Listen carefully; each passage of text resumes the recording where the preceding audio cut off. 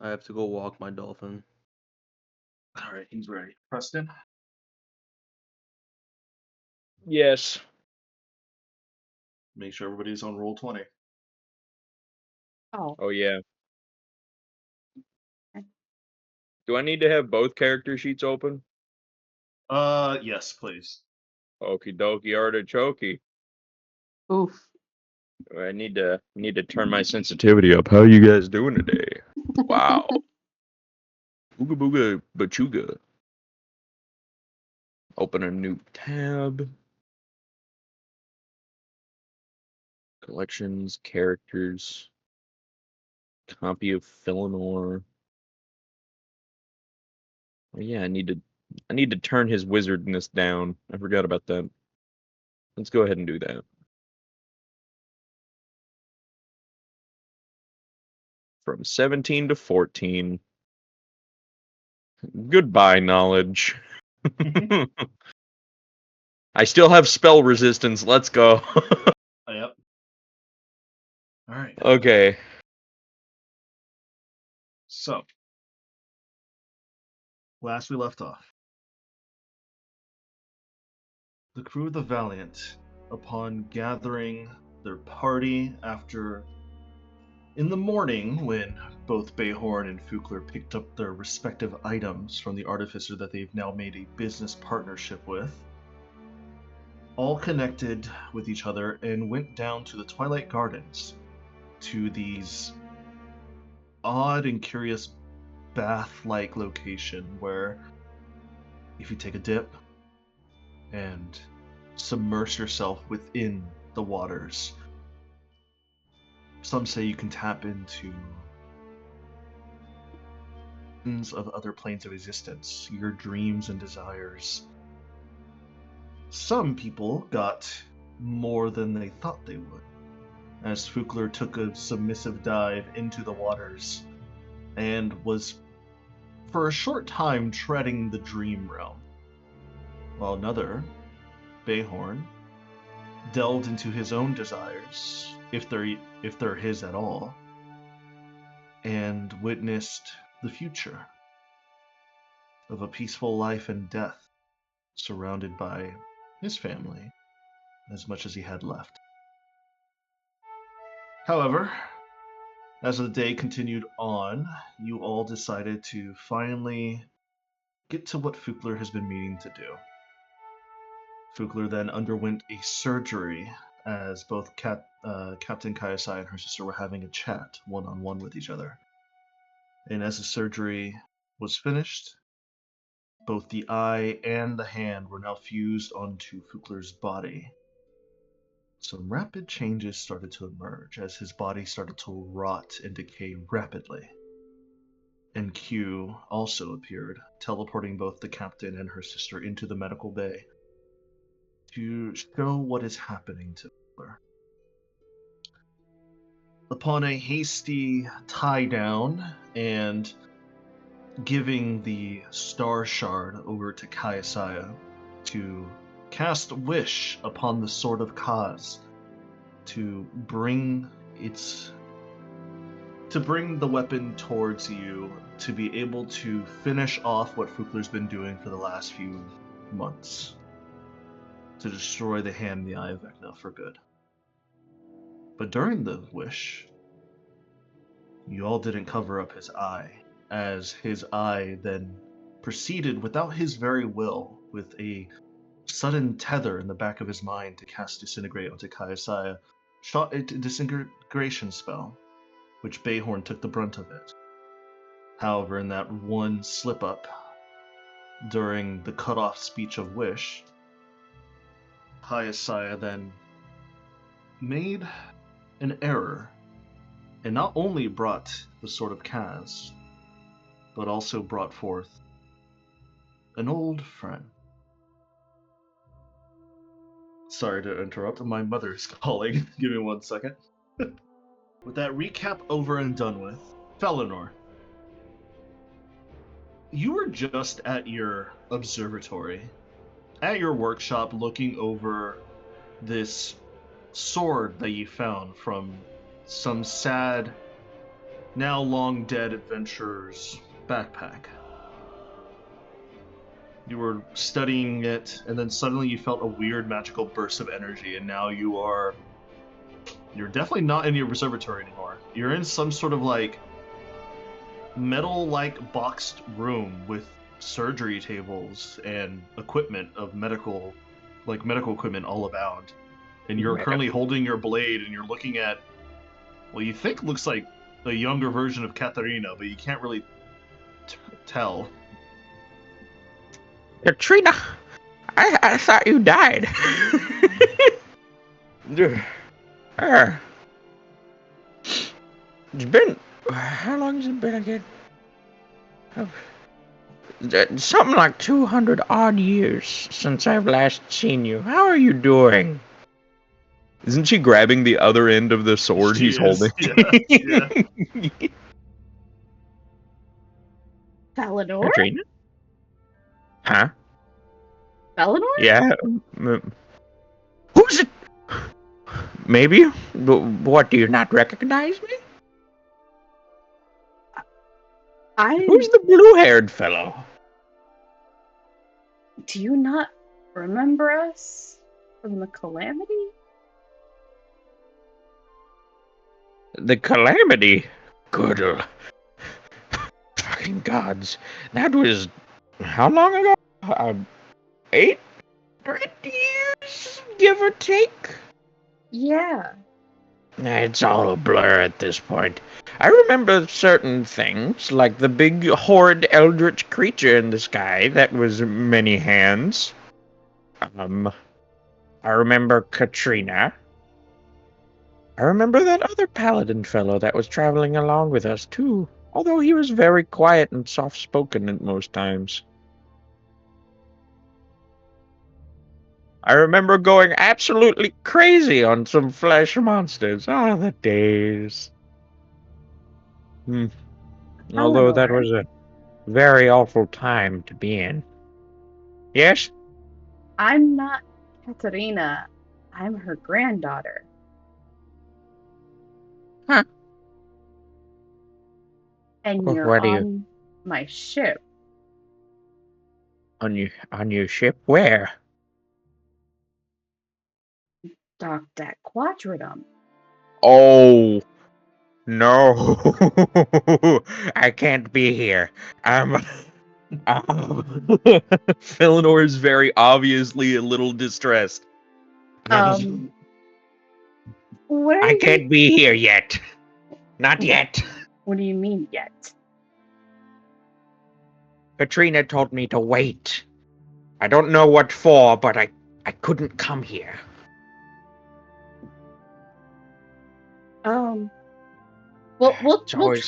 We could fix that. Just 2 things. One, what are you doing with the sword? Oh, it was from a recent adventuring party I had commissioned, I guess you could say. They died. Oh. Not my most wholesome of intentions, but what are you gonna do? There's a bunch of resources lying on the ground, and they're just gonna go to waste, and I gave them a proper burial, and from what I could find about their names, I think I actually maybe sent the correct postage to their families, maybe. Okay, well... Hopefully. That one's a bit iffy. Could we borrow the sword real quick? What for? Problem number 2. And she'll gesture with her head to Fukler. Ooh, you're full of all sorts of awful things. Why do you have him muzzled? Because I predict that Vecna is trying to possess him. Does Felinor recognize that name, Adrian? You would, yes. Vecna? Mm-hmm. That fucking old codger? Mm-hmm. God, I've been hoping for the day he kicks the bucket. Well, Um, we're trying to work on that. As much as I respect his work, he's not one of the most admirable people at all. No. Ugh. And what does the sword have to do with this? Are you That implying that he's found both the eye, I'm guessing that the one that's in his head right now, that's a different color, and yes. the hand? Yes. And he's attached both. And that, Eleanor, is the sword of Kaz. The only thing that can kill Vecna. I was getting that. I can't hear its voice for reasons. But I had felt like I'd recognized these markings. From what little interaction I had had with Kaz, he seemed like a nice fellow. Pretty. Ah, well, I'm sure he's having fun in some afterlife somewhere. Hmm. Well, we kind of How'd need that sword to help hopefully fix this situation. Hmm. I'm gonna roll insight on all of you. Oh, I rolled a 2. Oh, that shucks. Well, it's a 9. I'm guessing I can't tell anything from this. Very hard to tell. No, Yeah, no. you can tell at the very least. Kayasaya is like the adrenaline is keeping her up. Again, he's muzzled. Again, Vecna, possible possession. Wait. Blue-haired fellow. Red-haired lady that wasn't Katrina. And a white dragonborn. Can I recognize them? Like, at I all? recognize them. Yeah. Aren't you were the bastards that God summoned, that Uh, fought alongside us, aren't yes, you? we are the people who fought alongside you, but it wasn't God who summoned us. It was Lord Ekathon, I believe. Vorthecaron? I Yes. honestly thought that giant, awful thing Azir summoned you. No? It kind of pulled us to be there more physically. Hmm. We were there observing what happened because in this point of time, we didn't know what happened. I didn't even know how my home got ejected from Erisire. Hmm. So it was a learning expedition that only then be pulled in. And again, may I kindly ask you, how did I get here? I casted Wish. You what? Well, if you wanted to Apparently, keep something you're. discreet, of like the eye and the hand being put together in one being, casting wish is certainly not a good way to keep discreet. I casted Wish on that sword. Casting a wish on the Sword of Kaz usually means there's only one thing someone needs for it.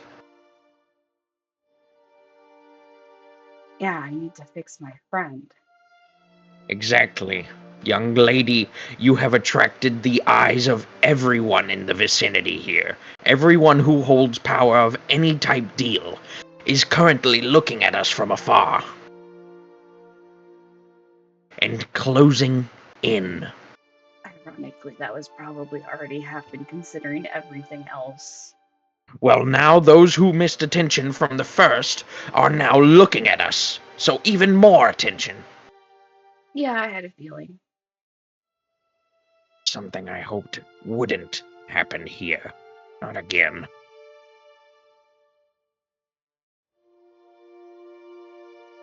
You, blue-haired fellow. Who is this dragonborn to you? One of my best friends. I'd rather him stay alive. And you, tall tan man. You talking to Finnegan? I'm talking to the one with all the bits and doodads on his arms. Oh, He's a great colleague, and I'd rather have him alive than not. And you, eldritch being of power? Why is... Would Felinor know what a Q is? No. What are you? Ah, he. I can see that you can sense my energies. Well, I'd have to be blind to miss them. many people are. Please don't You flatter can just him. call me. You can call me Q. I've been entwined with the captain's fate for quite some time recently. Ever more now than before. As a matter of fact, if I were to gauge any type of value of life, his life has no value to me. I do not have value towards mortals as other people do. He's an omnipotent, immortal being. However, To give Felinor a stroke. I would be remiss that if his life were to be wasted today, it would be seen as a grand waste for the world and beyond. And what's his occupation? Who is he? Paladin of you told. True Uh-huh. paladin of Yatold. He's a... That would explain the large amount of damage he did to his ear. Well, I shouldn't be as struggling as much as I currently am. Getting rid of those bastardly artifacts, the hand and the eye, would probably solve a lot of problems for a lot of people. Well, The problem is I don't think we could cut them off. oh no, cutting them off is out of the question. If you truly love your friend, you're going to have to kill him. Alright, give me the sword. That's We made a deal. what do you mean? That's really easy. Either you're a really good friend or you've wanted to kill him for a while. No. Me and this idiot have made a deal. If it came down to it, I'd be the one to kill him. They did agree to that. Chakna, toss the hammer to the other side of the room. Well, he'll need that to No. resurrect.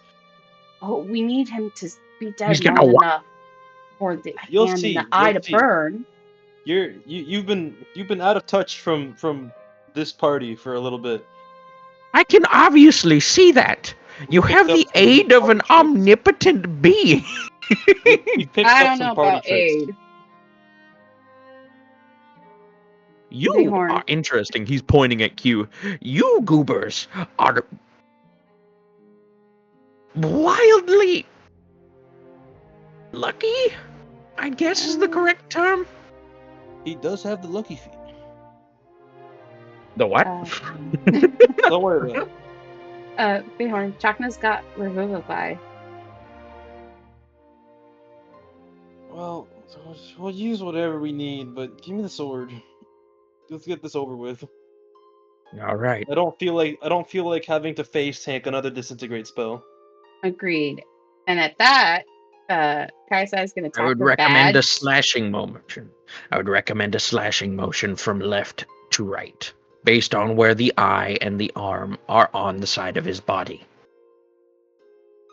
So the eye and the arm are on the left side of his body. Before you Yes. do any of that, Kaisa is going to tap her badge and say, Isolde, can you please come into the medical room? Should I just cleave him from top to bottom on the left side? Left to right. Isolde responds to you, Captain. I'll be right there. Give me a moment. It's going to take an hour for you to attune to the Sword of Kaz, Bayhorn. That's right, I have to attune to it. So within this hour, at the very least, Chakna is going to take away the hammer, since he's the only other one that can wield the hammer.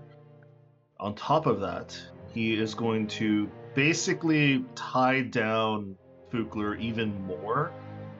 He's going to restrain him up to the point where he cannot move, he cannot see, and he's even going, for good measure, going to rotate his body over to a corner where he can't see any of you through his X-ray vision. Oh, well, now he's facing a corner. Boy with blue hair, what is your name? Bayhorn. Bayhorn, now that he's facing away from you, you're going to have to cut him right to left. Your right to left. Basically, I want to get near the eye and near the hand. Cut the Okay. eye and the hand is what I'm trying to get at. There you go. Okay. But wait till Isolde's here.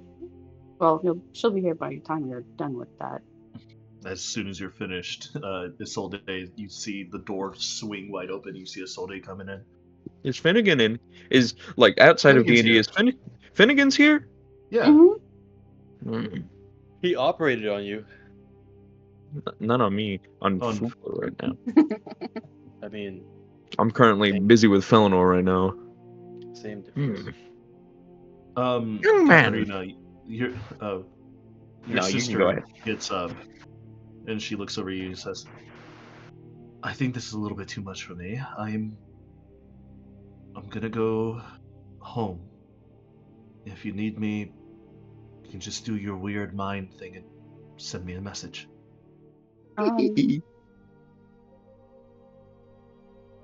I know this is a little too much for you.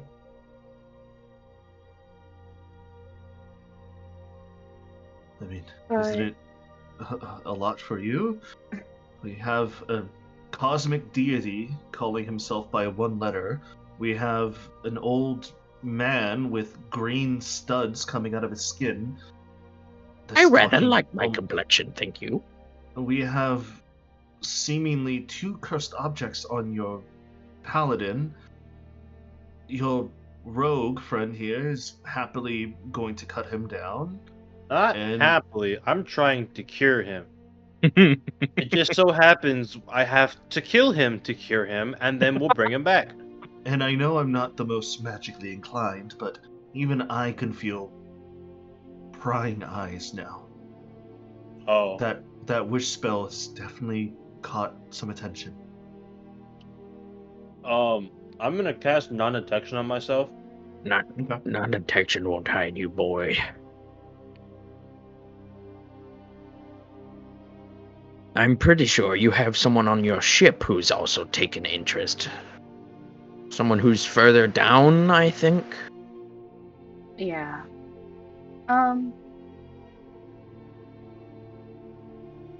Yeah, Bella.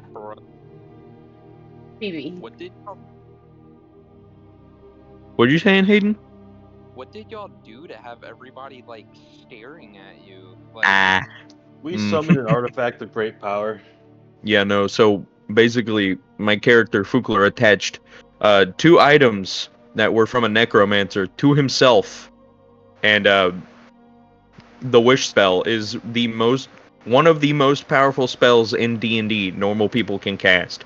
So both the items that Fukler has on him and that wish spell being cast, everybody, including gods of this universe, are currently looking over here like, what's going on?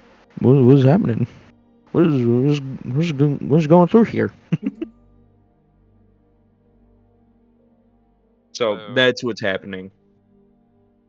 Y'all are kind of in a fucky situation right now. Then Mhm. Yep. More like we're naked to everybody who's looking at us. Yeah, a little They have bit. goggles and they're looking at you without clothes on, pretty much. Yep, a little bit. We'll be fine. We'll be fine. Probably be fine. Maybe. Hopefully. Hopefully. Anyway, Theodore, All right. if you step out of this ship, even the Grand Luminary is most likely aware of what's semi going on. I mean, they themselves probably felt the wish spell. You step out, they're going to start questioning you.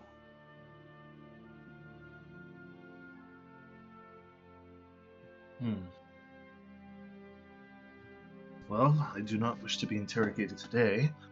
I guess I'll wait in your room then. That would be Or- best.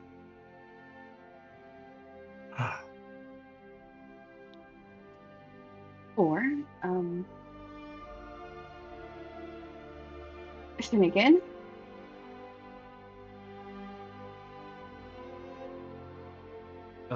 Yeah? What is it? either escort my sister to my room or back to the holodeck and help her process all this. I'll try my best. Excuse me, Fiobella? Come with me. And you see that Finnegan is currently, he's also a little bit nervous about what's going on, but he's looking a little relieved that he doesn't have to be here. I had a feeling. And as soon as they're gone, she's gonna look and glare at Q. Q just puts up his hands and he's just like, what? You didn't have to teleport her here. Well, it was either teleport her with you or just teleport to you and have her cause a panic. That's a good point. Maybe you can alter her memory so this is less traumatizing.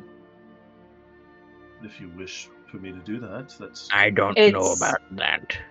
It is up to her. If Q is willing, we'll present the option. Anyway, Isolde. Yes, Captain?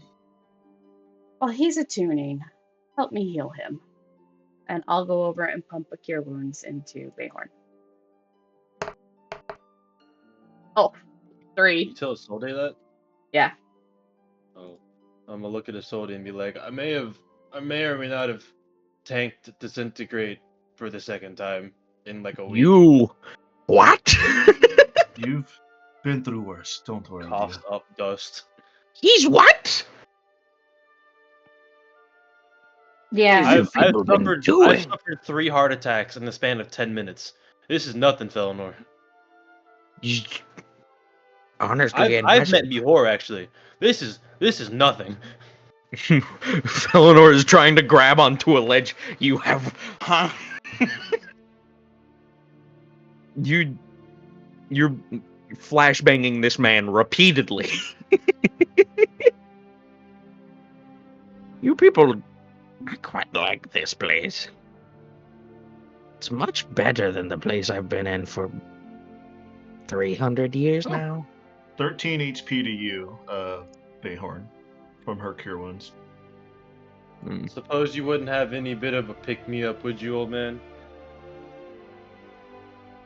I still feel part of my ribs are semi-dust. Let me see. He's currently looking through his book. No, maybe. Here you go.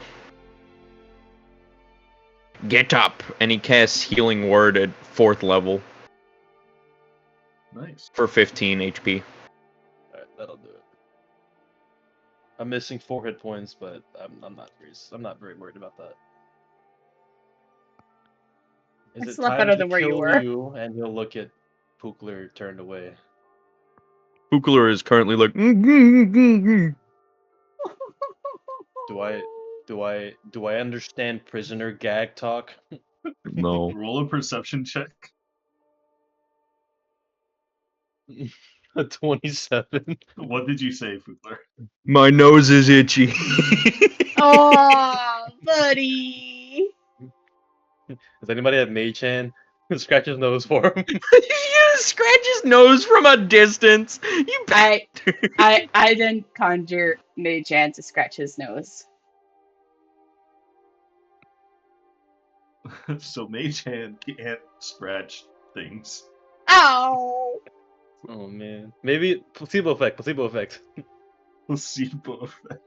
You gotta roll a deception check for that. You gotta roll a pretty high deception check for that. Placebo effect. Yes, your nose is being scratched.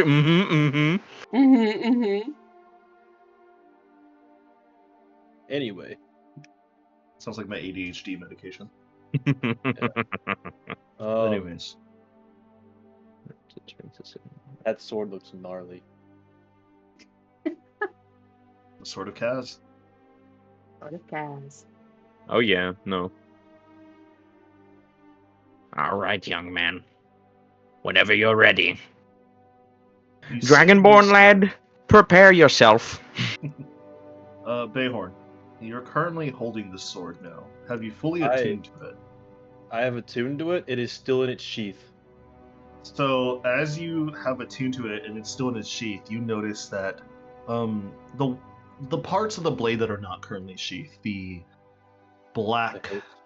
gemstones that are currently like looking at it, you as a thief would know that a sword such as this caliber, even without the legacy, the magical properties for it, if you were to find a king or some lord or duke and you'd sold this to them, you wouldn't need to adventure for the rest of your life. Is this the sword's way of trying to convince me to like not go through with this or something? Or am I just figuring this out for myself? You're just figuring this out, just in general. Okay. He's attuned to it, right? Yeah, now that Yeah, you're I attuned just to it, tuned. however, you start to hear something in the back of your mind, and at first you thought it was Kaisayo, or maybe it was Rowan. It's got two fucking voices now. I see my hands are now needed. My Yeah, if I blade remember. is itching for blood. Oh god. I haven't drawn you yet, and you can't do funny things to me yet, friend. Release me. I do remember though, in my limited time studying you, that you really want to destroy parts of Vecna, right? Let me hurt him. Let me hurt him. More than anything. Alright, well I got my friend here who's got the eye and the hand attached to him. And I think you'd love to destroy those two artifacts, right? What are you waiting for? Draw me. I feel like this is a very bad idea. This is a very bad idea. I'm gonna go This stealth as well. This is a bad idea. I rolled. Oh, you know what? No, what's my thing again? 22. Okay. I'm stealthing from Fugler. I don't know if I get advantage in that or not. Fugler does not know where you're at. I'm facing a corner. Yeah, he's I facing a know. corner. That's what. Even though I I'm have going- like what is it? The thing that lets Clairvoyance. me see. Yeah, clairvoyance. I'm facing a corner right now. Well, you also can't see me in stealth. That's the best thing about it. Yeah. I'm going to very quietly walk up to him, prepare myself, and then is this at advantage because his back is turned to me? Yeah, his back is turned to you. Alright, I will draw the sword of Kaz and do as Felinor said, slashing at him as instructed. Okay. Uh-oh. Oh. Does it- what happened? As you get ready to take your blade and swing, Fugler, Oh god. Oh, your mind goes blank for a moment. Because at this current point in time, as soon as you heard that unsheathing of the blade, you know that your time is going to run out. At least momentarily. This He was could be supposed to just resist. this could be just a quick, simple process that you'll leave this mortal coil and you'll return just as quickly. Oh God. Bayhorn, you don't need to roll. You don't need to do anything. Oh, okay.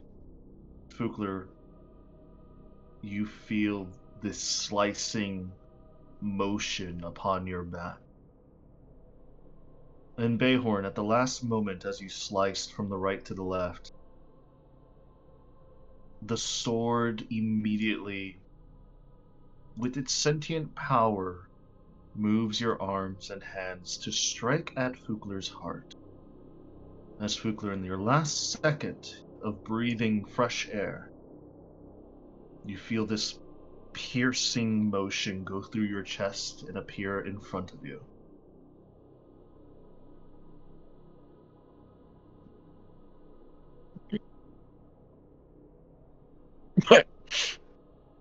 I guess that's it.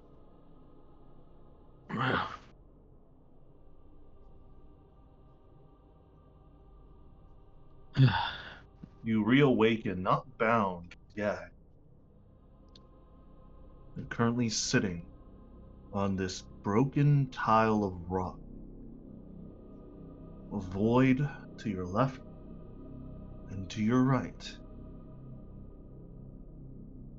And you see nothing, but ahead of you is a drop into nothingness. What do you do? A drop into nothingness?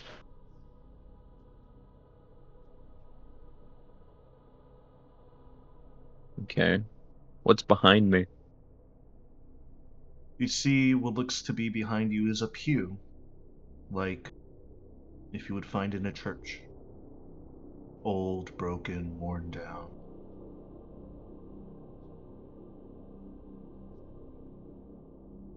Is it You like see, I've just gotten up from it or something? yeah. Hmm. You see symbols and filigree that is on the ground, but you don't recognize any of the symbols at all due to how mismatched and broken they are.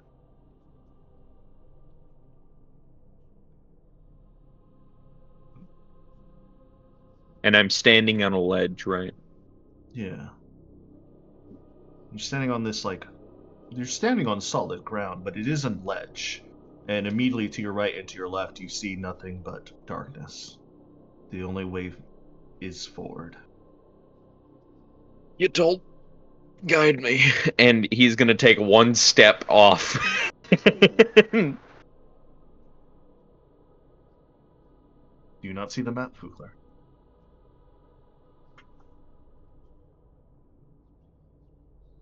Oh. Now I see it. Sorry, my map didn't load. You're fine. He's gonna continue onwards. I can't move my character. Oh, I put you there, but you can put yourself back there. Yeah, no, that's what I'm gonna do. Boop. The pew doesn't have anything on it. It looks like it has filigree on itself. Roll a history or religion check.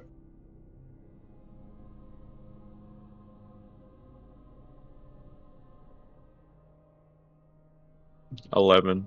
11. If you recognize some of the symbolism that matches Yatul, but there's more filigree that is resembling crows or ravens. I got you.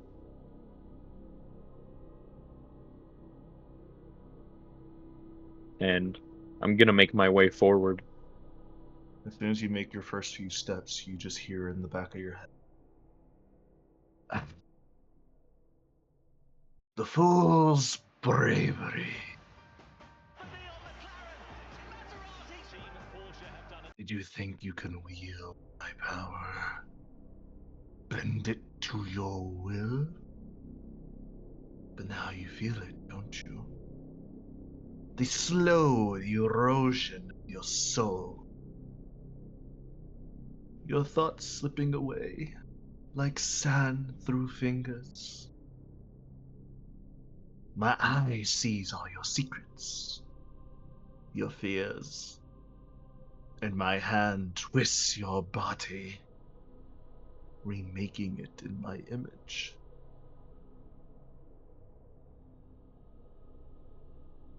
You believed yourself strong, righteous, but now you're nothing more than a vessel, my vessel. You feel that corruption, don't you? Creeping, pulling, of something greater, darker. It's too late to turn back.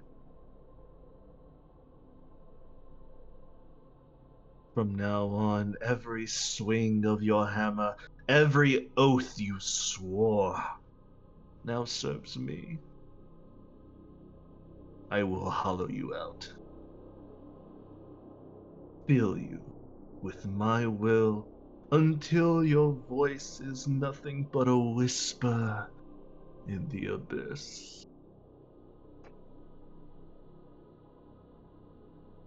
Your resolve will break.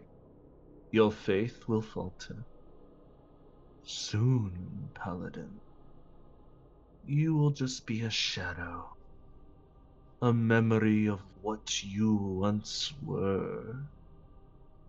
But take solace. Through you, I live again. Bayhorn, as you have stabbed Fukler through the back, the sword is now stuck in his body. You see a great expulsion of dark, necrotic energy starting to spill out from his back. You see that the hand and the eye are starting to smolder and burn. Fukler, Well, go ahead and make me a Constitution saving throw. on saving throw. Alrighty. 11. I know that's probably not high enough. Fucking hell, fucking hell. Don't you have lucky? Yes, I do. You need lucky. You did fail. Ah! Oh, no. Okie dokie. Alright, I'll use that one. A 22. 22. I'll use that one.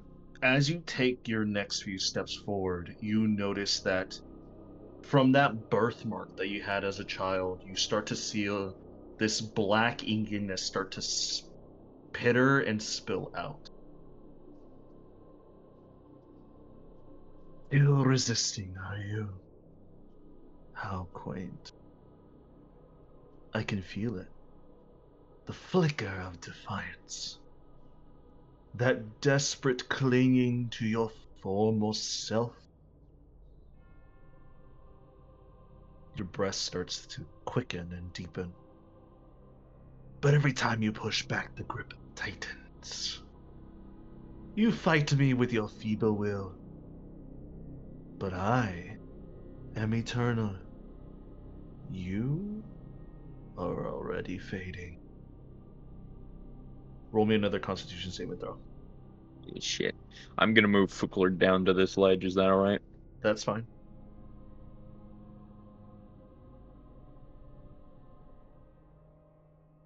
A 14. I'm 14. guessing that's not high enough either. That is a pass. Oh, really? Oh my Yes, gosh. it is barely passing. As you continue forward, as you drop down to this little precipice and you start to walk up towards the next few steps, you feel your muscles start to strain and tire. Your heartbeat is starting to pound ever so furiously that it's starting to pound your head like a headache.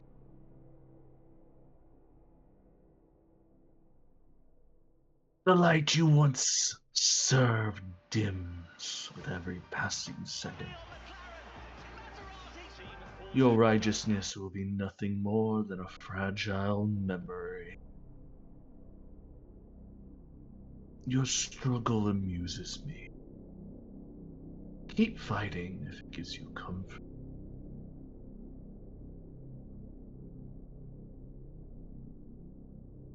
Know this. The more you resist, the more you freed the chaos and darkness growing within. It is no longer a matter of if you fail, but when. And when you do, when your mind finally shatters, I will be waiting to claim what is left. Bayhorn and Katharina, as well as you, Felinor, you see that this necrotic, fog is now starting to fill the room as both the hand and the eye are starting to smolder and burn furiously. It's starting to choke up in this room. Would you like to stay? What is it? It Yeah, is Is it an- what just is it? it's like a necrotic miasma. It is starting to fill your lungs. At first, it was giving you quite a tickle, like you were starting to cough little bits here and there. But now it's starting to overwhelmingly take this room. If I cast Dispel Magic, do you think it would go away? You can certainly try. What about you, Kaisai? Do you think it would? Miss Katrina Jr., do you think if I dispelled this gas, it would actually dispel, or Should we leave the room and turn the vents on? I You, don't think that's a good idea.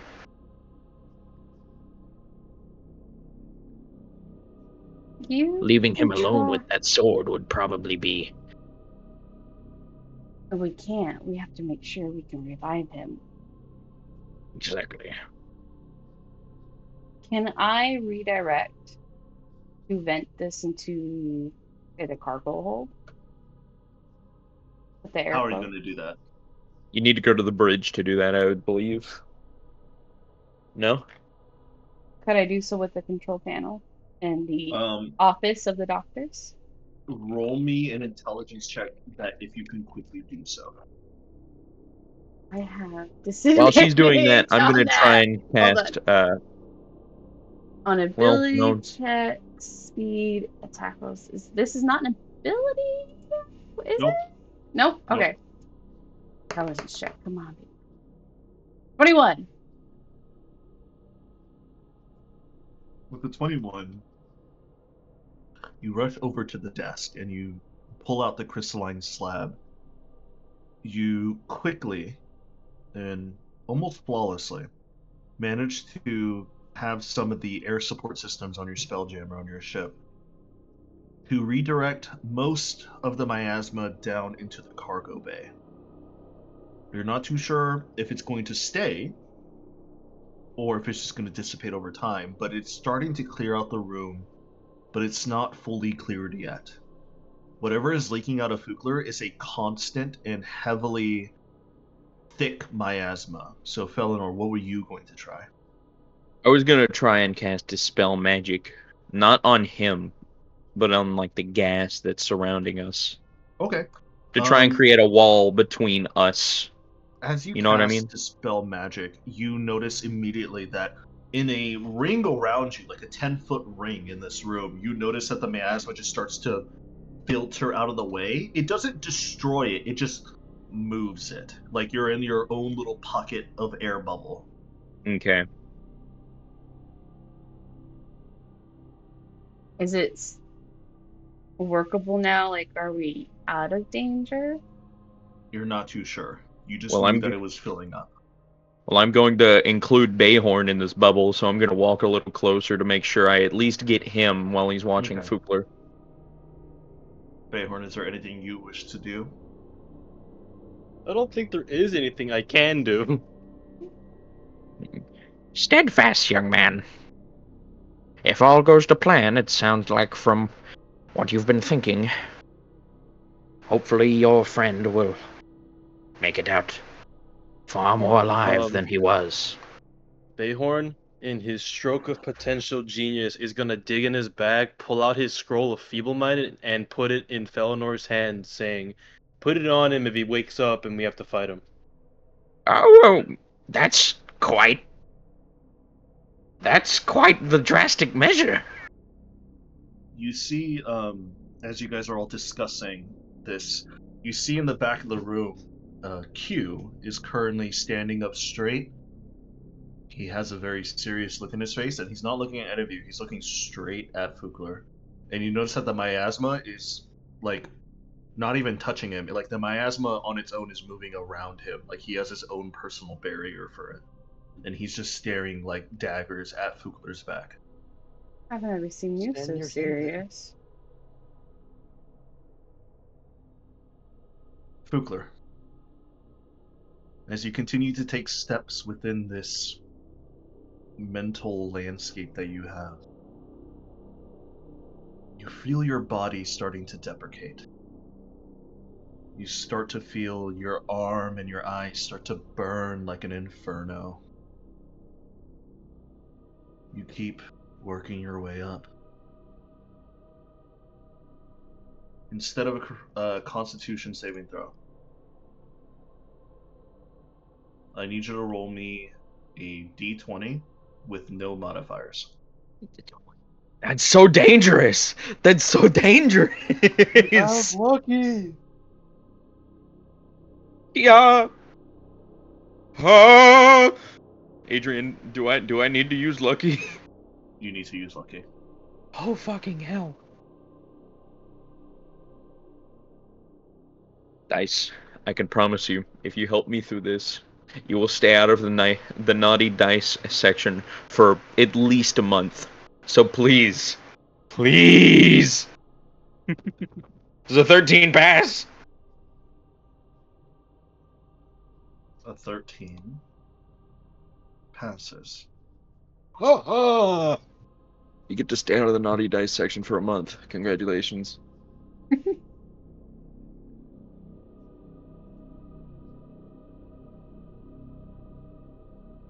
As you start to walk, not even walk, almost crawl up the last bits of steps. So this is how you wish to end it? One final last stand? A blaze of defiance before the darkness swallows you whole. How noble. How pointless. You think your resolve to your God can outlast eternity? That your faith alone can burn away the shadow I've placed within you? Fool, you are but a fleeting breath in the grand scheme, a speck of light, soon to be snuffed. You may destroy my arm, eye, but that does not make me weak.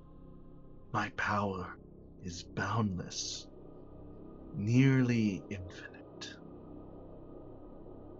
And while you and your companions cling to hope, I am patient. I do not fade. I do not falter. You, however, are just a mortal. As you take your few steps up to the final altar up at the top of this rocky crevasse that you've climbed yourself on, you notice over to your left is a table. with a lot of children's toys. Oh, that's concerning. A dragon doll, a wooden sword, and a wooden shield. And you recognize them because they are yours.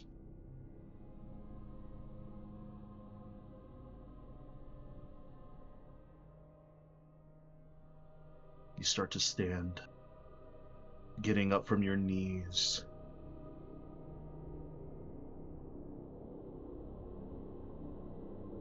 Do you have anything to save? I've been trying to silently defy him the entire time. People say,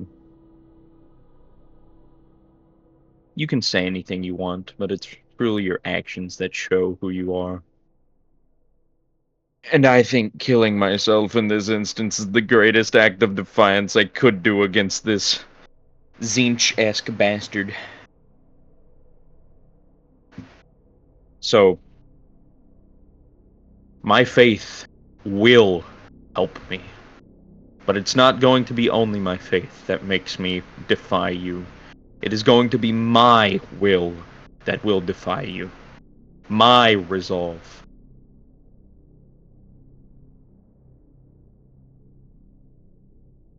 This was my plan all along. Get both the eye and the hand. And at least one more phylactery that includes me. And have them be destroyed.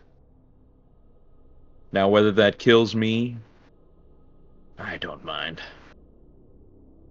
I've been in service to my goddess this entire time. If my life ends here to help her justify her cause, so be it. I just know it'll be a detriment to you, you old bastard. Losing 3 phylacteries in an instant. What kind of laughingstock necromancer would that make you?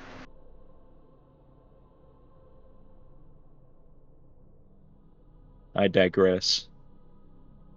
Even if I do end up not the same, there are plans upon backup plans upon backup plans out there to make sure my body doesn't get up if it's not me. I am a man with nothing to lose and all to gain. So yes, I will stand in defiance of you. Lich.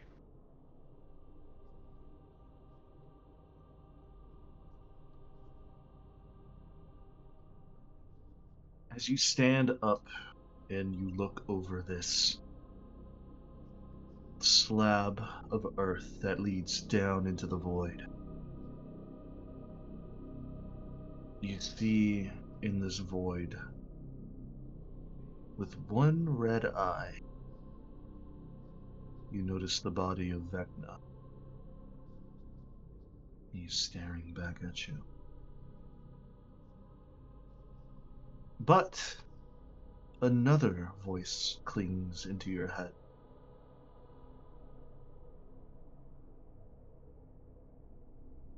Well said, Fugler.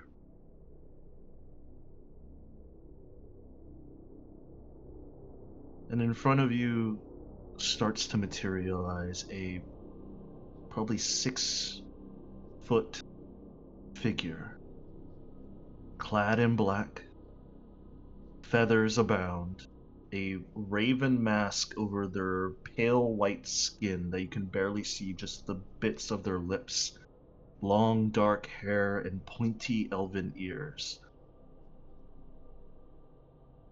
with a halo behind their head that isn't bright and light that you've seen in many illustrations or carvings, but pure and black with a small aura of white around the black halo.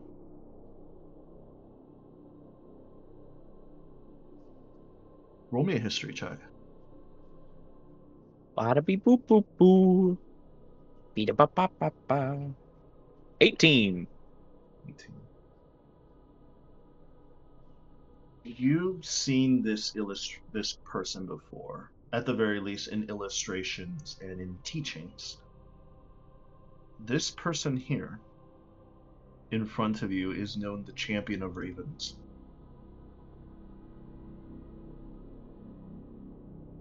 Death comes for all things in their time. It is the will of the matron. No matter how heroic, how powerful, their time will come.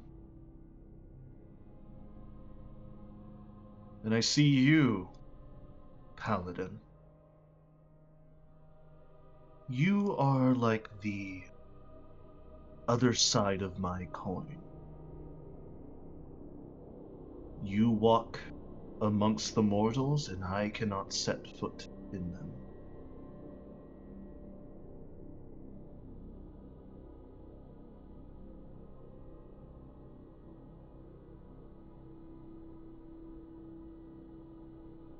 I once defied Vecna before.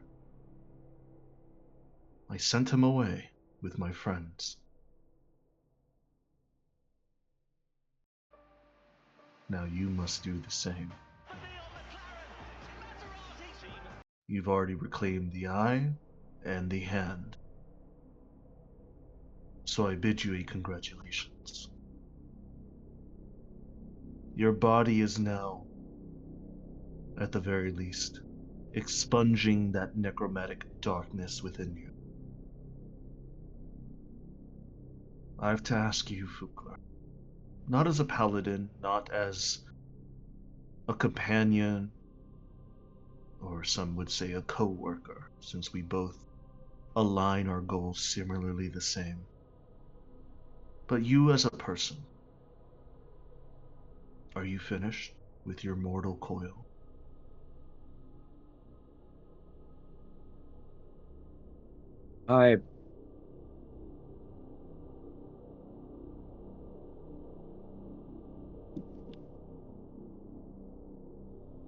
As I said, if now is my end, I will meet it with just cause. But I do feel like I have much unfinished business back in the mortal realm.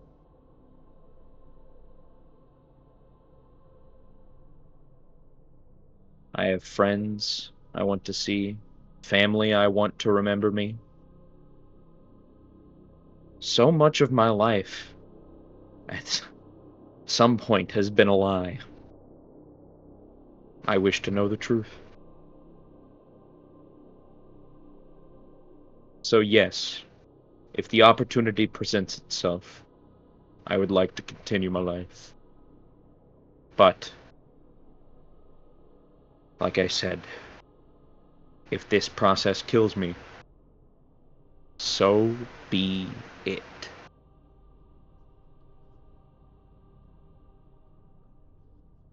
Well said. I'm jealous of you, you know.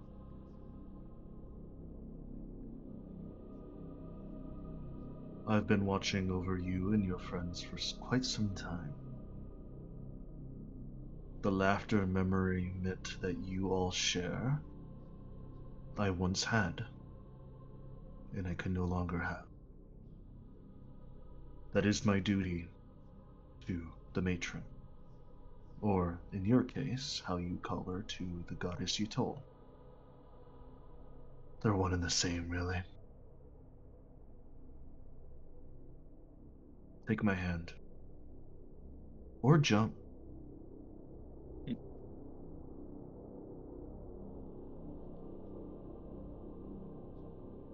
Ukler is gonna look back at the toys real quick.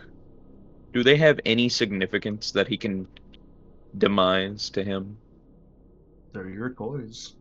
It was your dragon doll that you had as a babe, and your first wooden sword and shield that you used to, at least by your memory serves, played with your brothers, your father.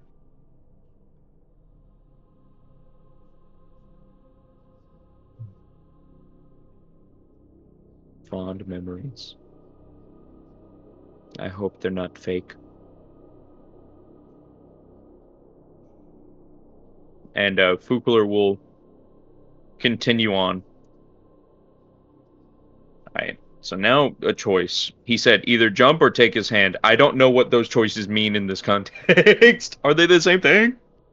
They are not. They're Take his not? hand will start. Because here's the thing, Fukler. You died. Oh boy. You are dead. Oh boy. Currently, unbeknownst to you, only your companions know that some sort of black necrotic miasma is starting to spill out of your body.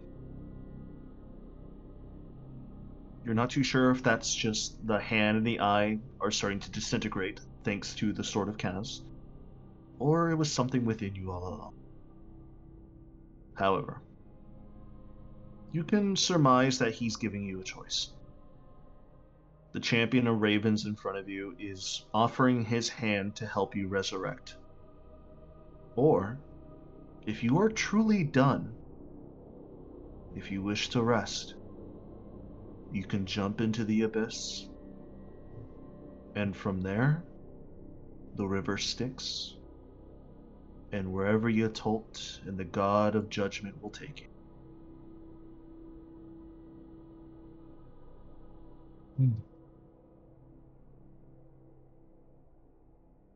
I will take this chance to continue my path, if you are willing to give it. More than willing. He holds out his hand for you, and you take his, and you feel his hand, it's freezing. It's the coldest touch you've ever felt. You almost wince at the feeling when you hold onto his hand. He puts on his mask once again, and that dark halo behind him starts to glow brightly in some odd, weird light fashion as two giant crow raven wings start to spew out behind him, and he starts to push air from below, and he starts to fly with you in tow. As you start to fly up, up, and up, you can't help but take one last look below.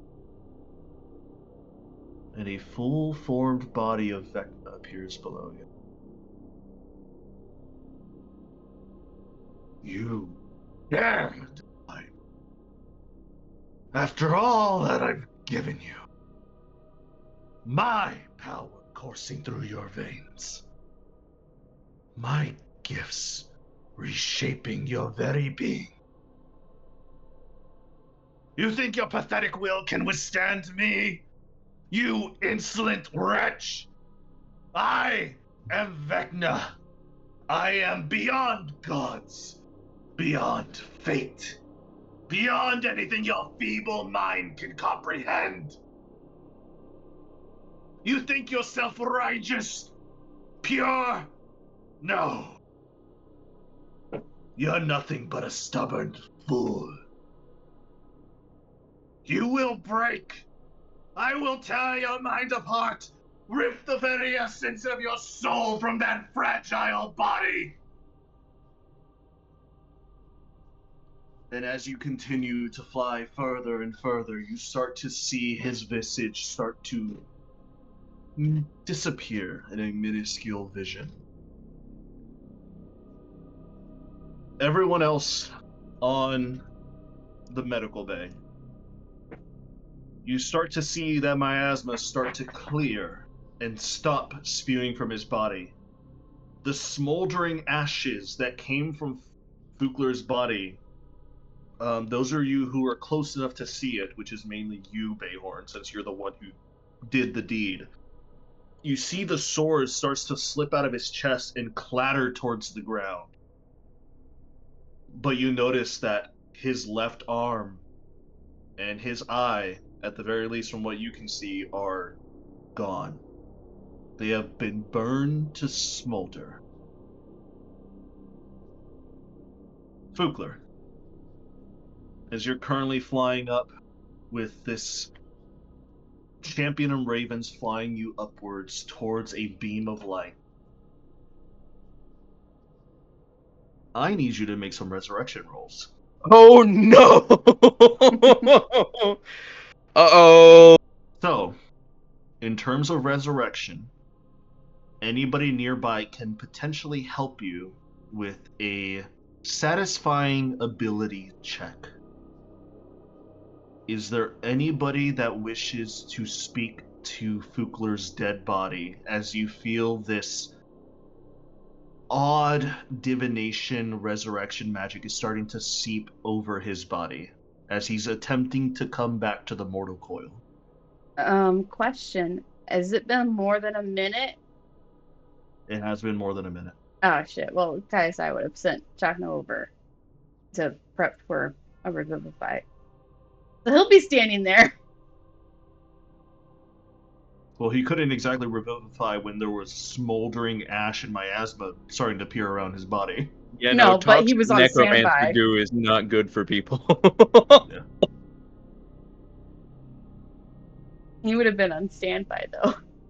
Oh yeah. Bayhorn's gonna taunt him back to life. What do you say to him? He's gonna tell Fukler's dead body, "Come on, Fukler, you gotta come back. You really gonna let me leave? You're gonna leave, letting me get one over you?" That doesn't sound like intimidation. That sounds like more like persuasion, my friend. No. I'm taunting him back. I'm not You trying sound to like you're intimidate him. pleading him back, not taunting him. No, I'm taunting the fact that I've killed him once and he hasn't killed me yet. Nah, it's a persuasion check. Make a persuasion check. Persuasion? It's a 14 if I get nothing else. It's a 14. 14. You needed above a 10 to help him with the check. All right, so that's 1. I rolled a 10 for my normal check. Is there anybody else that wishes to help him? Obviously, me and Chakna. What are you gonna say? I'm gonna tell Fukler, come on, you have to come back. You're gonna be the uncle to my kid. Who else is gonna teach her to defy me and swing a sword? Bayhorn's gonna whip his head I around. need You're to pregnant? teach her swear words. Since this is another persuasion check, it's going to be a little bit harder, but you can go ahead and roll. I have disadvantage though, huh? Yep. Have Chakna roll it. Well, Chakna hasn't spoken yet. We need to teach the kids swear words. 7. So that's 1 pass, 1 fail. You have guidance, don't you? I do have guidance. I'm gonna roll guidance. All right. Nice. Like it fucking helps. 1 pass, 1 fail. Yeah. Chakna goes up. And Chakna looks over at the body of Fukler. And he turns the chair around so you can see him fully.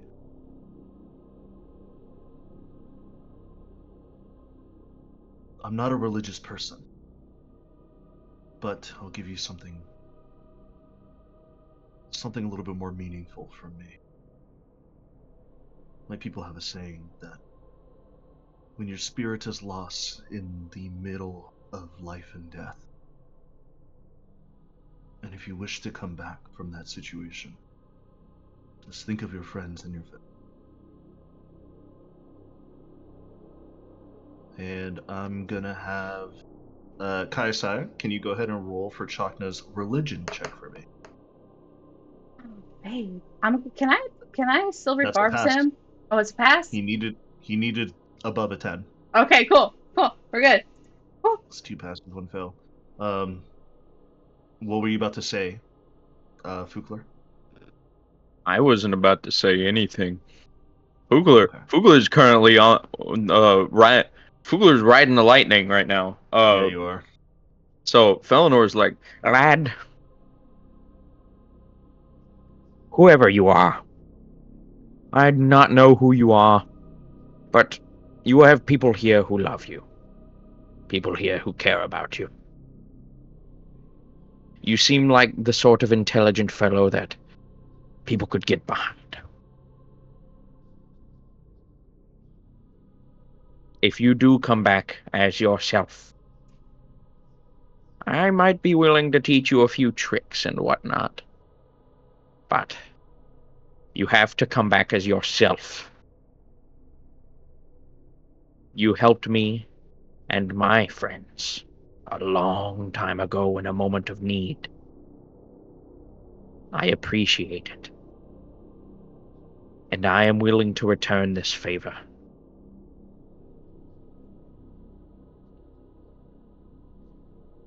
All right. Felinor, go ahead and roll me another persuasion check for you, please.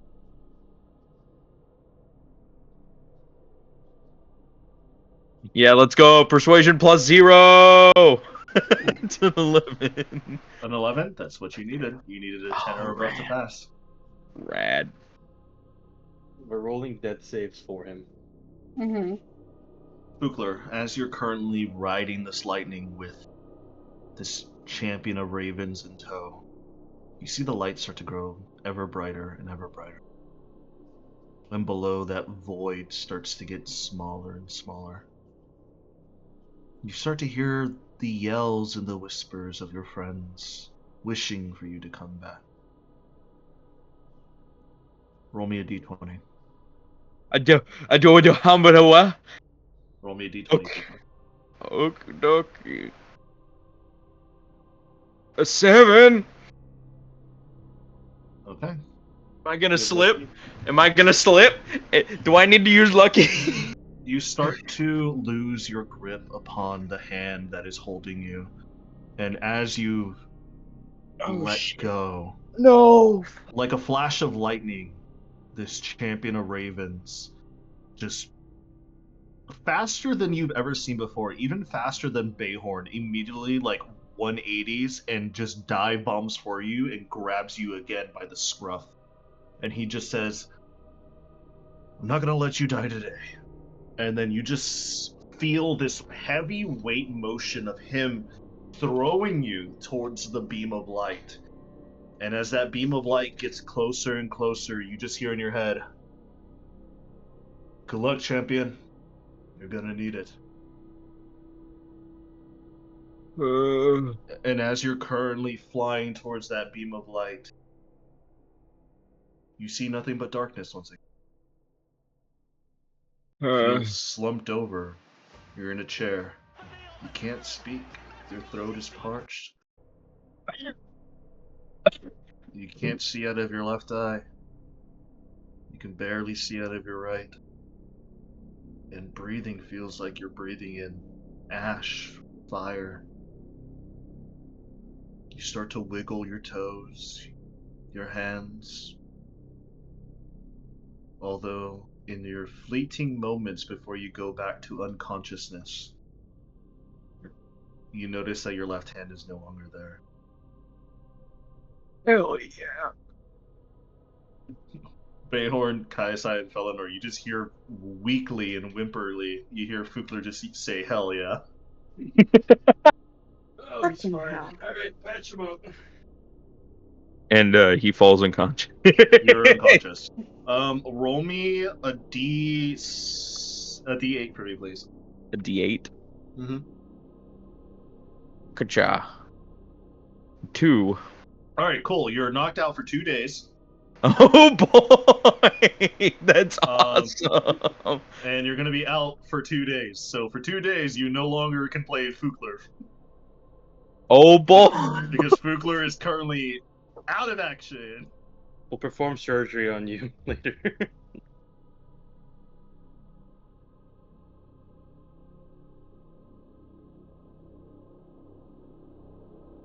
Well, glad to see that he's at least alive. And he's him, all right. Should we reattach his parts, or? I don't know if his physical body can Withstand. withstand Good point. surgery after that. That's a good point. That's a good point. We'll let him Well, rest for 1 day, and maybe if he doesn't wake up the next, we'll just use that as natural anesthesia. I'm sorry, the more I listen and the more y'all keep getting fucked. A little bit. Yeah. Little bit. Ironically, now that the stressful situation is over, and Kaisai has a level 3 exhaustion, she's basically just gonna like collapse. Hmm. You see Chaka's heavy footsteps get over to you, Kaisai. He puts his hands over you. He's fine. Hugh looks over and looks at Fukler. Huh. Tough bastard's got more in him than I thought. You gonna put away your hidden Genesis gun now? Oh, what this? And he's holding like an orb of pure Genesis magic, and he just snuffs it out. Yeah, I had a feeling when I noticed you staring at him, you had something I couldn't see. Because I would do the same. Well, I'm glad that you and I are in the right mindset then. But at the very least now, he is not your biggest concern. The biggest concern is that you've all issued a giant beacon that now people are starting to look. And not just the normal people either. Quiet about, right? Oh man, this whole ordeal, I'm tired. It's up to your captain to decide. At the very least, I can cover your tracks from the gods for a little bit, because now, with both the eye and the hand gone, and that sword is now damaged, and you're looking at the sword now, Bayhorn, as you pick it up from the ground. It is cracked, like straight down the middle from the hilt to the blade. Is it still talking to me? You do not hear any sentient speech towards you. I'm gonna just quickly resheath it and give it back to Felinor and sever my bond to it. Okay. You unattune to it quickly. Felinor, you receive the Sword of Kaz again. I know I can't hear you, you bastard, but I can already read the sentient magic that's on you. I can smell it like ass radiating from a pile of shit. It's tired. I think it's sleeping. You are going to be put in a giant vat of pure magic to see what happens. Can't wait. And he's gonna sheath him and then put him in his bag of holding. All right. Before I go, Q continues. I wish you all the best of luck. I'll still be around to help as much as I can. But now that the eye and the hand are gone, Vecna is now more dangerous than he's ever been. Because now he feels threatened. So that's another group on your back. Well, you've kind of been sent after him by his three-headed sisters, and you told, so that was bound to happen. Ooh, hey Q, does Fukler have his soul back? Or do we have to go strip that from the Lich's grimy fingers? Well, I think he could answer that himself, but he'll be fine.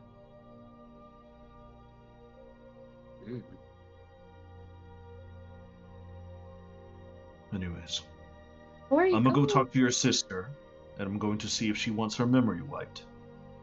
But before you do, you want to I think you should. lessen my exhaustion? Say please.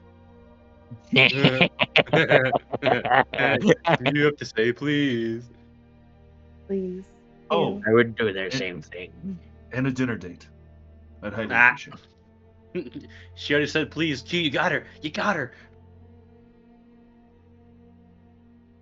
I don't have greater restoration right now, so sorry, lady. Q goes over to you and kneels down for you, and he places a hand on your shoulder, and you feel this surge of Genesis magic starts to overtake your muscles, as your muscles, once tense, are now starting to lessen over time.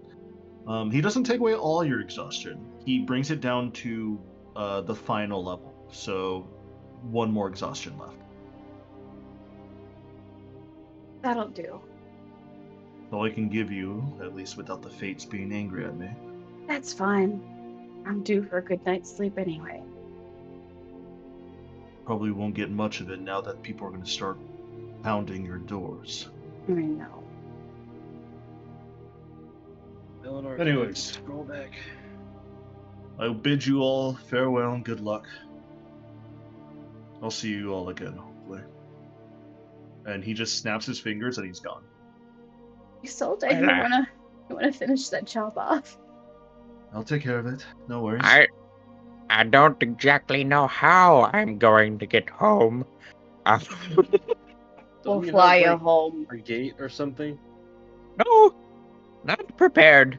That would require greater teleportation and well, that's currently not in this book. Does your Can I have my home? scroll back, by the way? Since Can we you don't have your need what?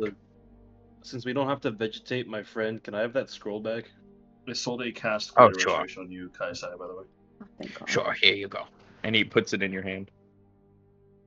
Nice. I can vegetate someone else now.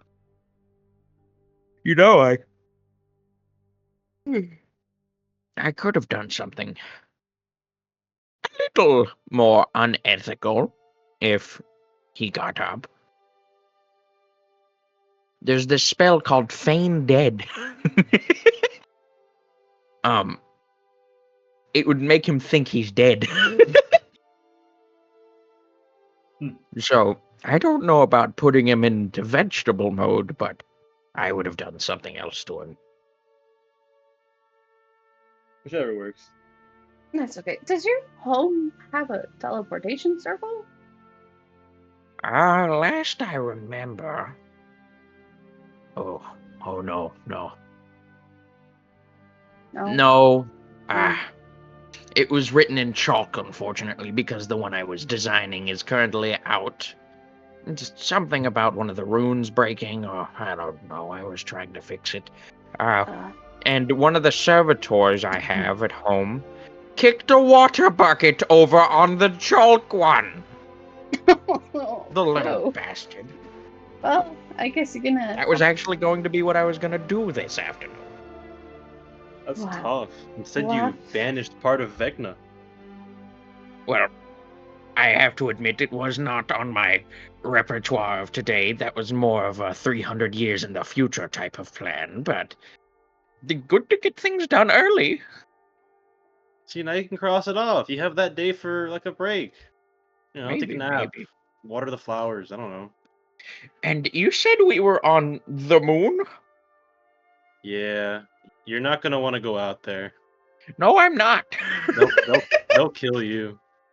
I don't know about kill. More like No. capture me and put me in prison forever. Actually, we more found along one of your those lines. disciples. Huh? What'd you say? Yeah, one of your disciples is in there somewhere. I forgot who they are. Really? Adrian, One of do I them remember is who they still are? kicking. Yeah, you remember who they are. They were known as Kali Zelderos. Yeah, her. You remember her? Really? She's still alive? What did she do again? What was she the shop owner of? She was the an... Grand shop owner? Luminary. Huh? She was the Grand Luminary. Oh. And before she was the Grand Luminary, she was helping me identify why the planet was blowing up. Actually, your presence would be very, very interesting here. Yes. Though I think I would be discriminated against a little bit. From what I hear as a these man days, with great Quadrodrome knowledge- isn't the most welcoming of places. As a No. man of great knowledge, they actually might semi-welcome you. Oh, they'd pick my brain for what little left of it I have. But your presence would also probably shock those who remember you. I mean, your disciple's a grand luminary, a top leader of the people now. And your grandmother is still out there somewhere. Though I don't know where she is. I'd very much like her help. Wouldn't we all? I have a way for pretty you to possibly contacting her. I would rather not. Why not? Worst case scenario, she's probably dead. Well, we could So- verify it by you trying to reach out to her. That's fair. That's fair. What's the hurt, right?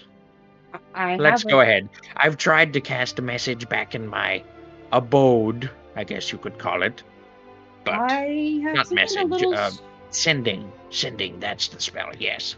I've tried, but no dice. Maybe it's the location. Let's try it from here. I'll start leading him up to the bridge and explain along the way. Well, it's the same spell, however, I have it imbued and enhanced by a slab of crystalline. Why would you do that? Because it enhances the spell. Oh, well. No, yes, that makes sense. It It also seems like a bit of a primitive way of doing it, no offense. A whole slab? not that big of a slab. I mean, like the I the mean, rest of yes, the but ship. you could use tiny wafers of it as capacitors to try and make it, I don't know, function more efficiently for a cost of less power. Oh, it doesn't cost that much, actually. But still, you can always use less. Regardless, take me to where you have it. And I will lead him to there. Okay, as you lead him towards there, you notice that Chakna is actually going to pick up Fukler's body and place him on one of the medical surgery tables. Tries to clean him up as best as you can, and as you leave the medical facility, he kind of just gives you a nod of like, he doesn't even need to speak to you telepathically. Like he's giving you the nod that he's going to take care of Fukler for the time being. You then take Felinor up to the bridge where your sending slab is at. And as you make your way up, Felinor, you can't help but notice the technological advancements that you're walking through. You're actually not even too sure what you're in. You think you're in like a building of some kind, which is a little bit weird because there's no windows to look for the outside. So you kind of guess that you're like somewhere underground, or at the very least, if you're above ground, for some reason they just don't have any windows. You've already told me I'm on the moon, though I don't know where on the moon. Is this part of the city quadrantum? No, it is not. This is Then- my astral ship, my spelljammer. Your Your spelljammer? Yes. Allow me. Excuse me for saying it was primitive earlier. What model is this? Well, in terms of the astral sea, it's a little old. It does need some upgrades, but she was the fastest ship available. She's a custom designed. Interesting. I don't know if you've heard of it within the past 200 years, but she's called the Valiant. Valiant. Does it ring a bell? You have not heard of this ship. Never heard of it. I had a feeling.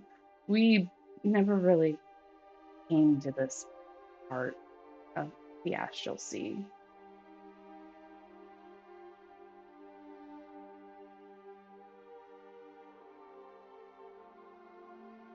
That would probably explain it. Its design is actually based upon a world that I encountered in my early days of astral sea traveling. They had no magic at all. None. And yet, they were spacefaring. Really? So, I watched their ships, because all of the other worlds that have magic are astral ships, are spelljammers, are kind of like ocean-faring boats that just fly in the astral sea. But theirs were incredibly different. Really? And I found, fascinating. after the death of my first captain, specifically how he died, an enclosed ship in the astral sea is very handy against pirates.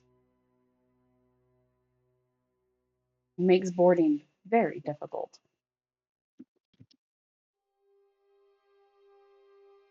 Understandable.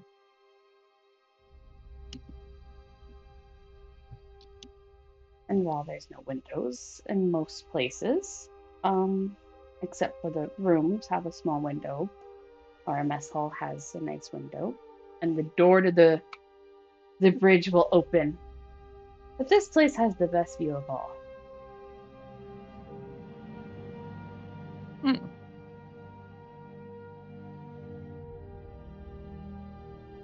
As you guys make your way up to the bridge, you notice that, Felinor, there's a few spots where people can take seats at, with all these crystalline slabs that you've only theorized with your work that could happen. It seems like the time that you spent in your observatory, a lot of advancements has been made due to your time away. You're not too sure if that makes you excited or feel inferior due to the fact that you missed out on so much advancements and greatness because of your duty that you were given. You also notice that outside, you see this giant window that leads to the outside, and you see in front of you is a giant tower that leads upwards. This Art Deco in nature and design. This singular tower that reaches up above, and in the very back, that you can barely see from the window's point of view, you can see a big blue dot. You can see Erisire down below. You're on the moon. At the very least, a second one. This is your home. Or at the very least, it was your home. Besides that, you do notice that down below is a multitude of cloaked figures, people that you don't recognize due to the fact that you've never seen the design before, and they're all covering their faces with different masks and filigree. You're all gathering a crowd. There is a crowd starting to gather around the ship, and people are starting to discuss what's happening. Quadrata, I've missed you. Well, what's so different about the city? Why are people opposite of naked? You're also really racist. Yeah, I heard that. That one's come through the grapevine. they're very xenophobic in nature. They're also very secretive. As the Lord intended. They're like communists. I would Bastards. say worse.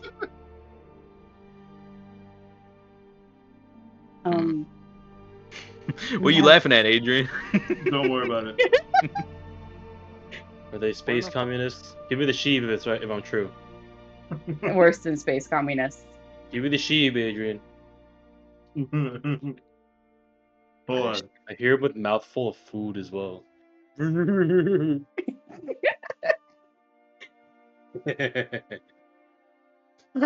hell, stupid emoji. It's my beef jerky. Why does the Discord ping sound different? It's weird, right? It's different. So I don't like it. different. I hate it. I hate it. Different? How do I turn it back? But wait, it's different? It's Yeah, different. it's different now. Is it? Yeah. Yeah.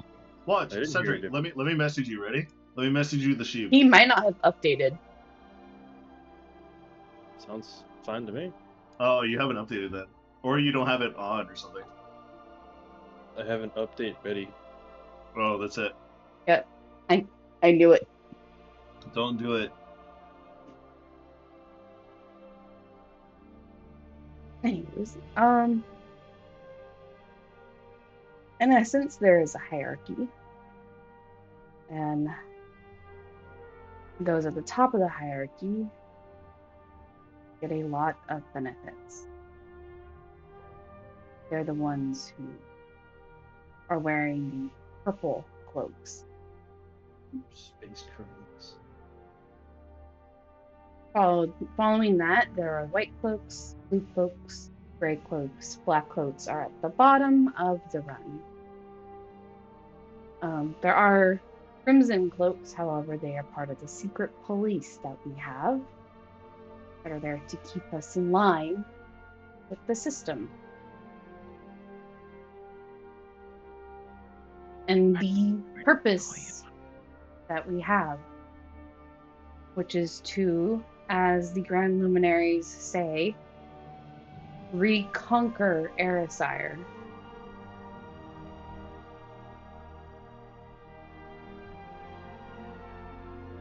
Paranoia has consumed my city.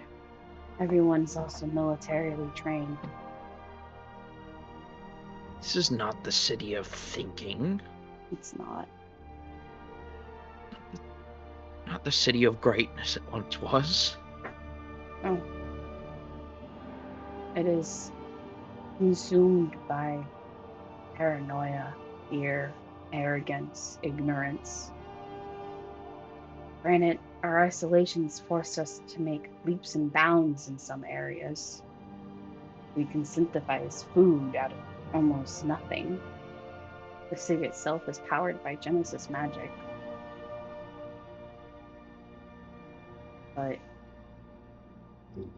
they squander an opportunity by focusing on the past instead of what they can do in the future. Why I would love, if Katarina's around, to stop them from going forth with conquering.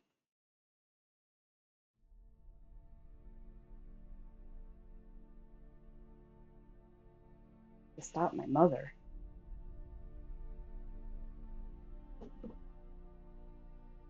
She's at the head of the space communism. Wait one. Huh?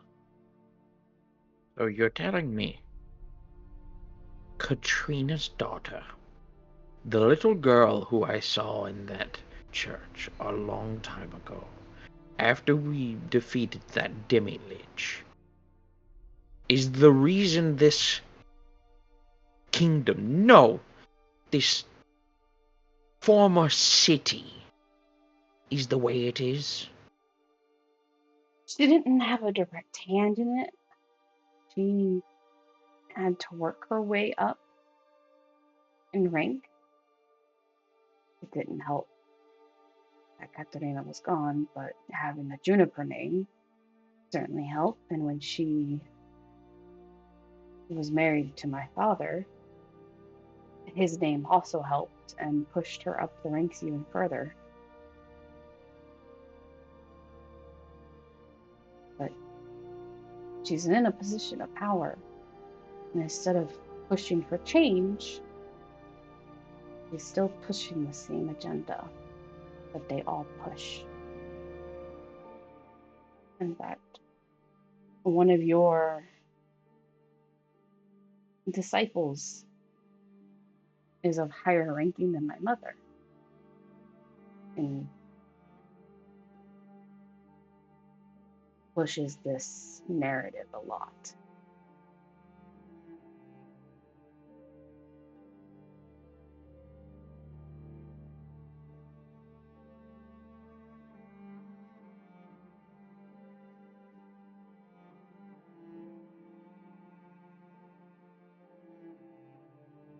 Are y'all in futuristic Nazi Germany right now? Seems like it. Gonna be honest. Seems like it. Seems like it. There's a bunch of eugenics going on in this kingdom. Like, The people are getting 300th Reich. food rations. The 300th Reich. The 300th Reich, okay.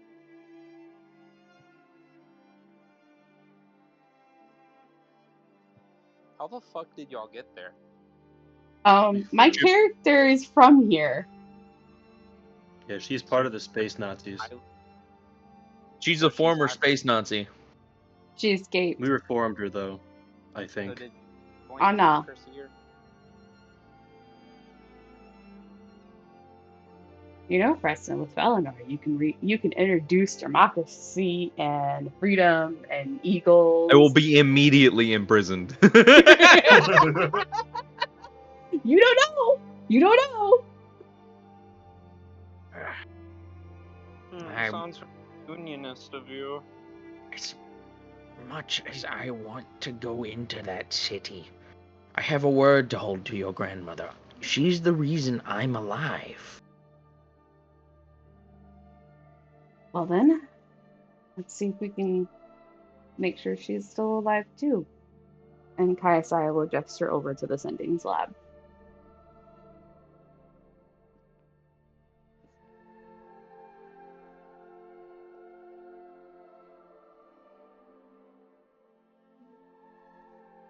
Valinor is Katarina, or not Kaisai,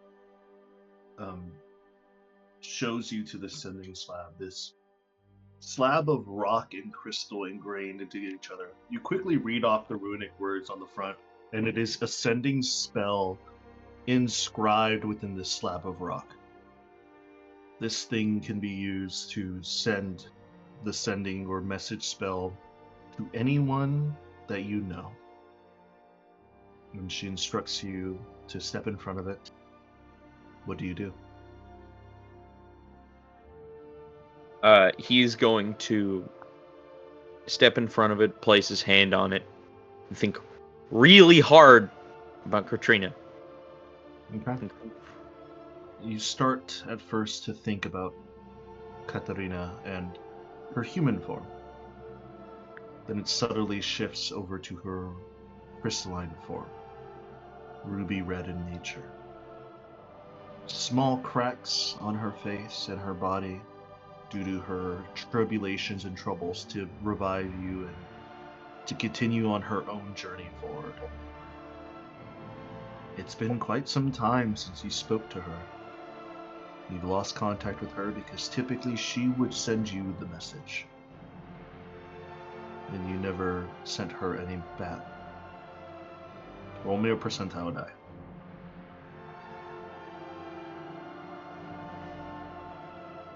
Rah. 76. You feel a connection, Actually, actually.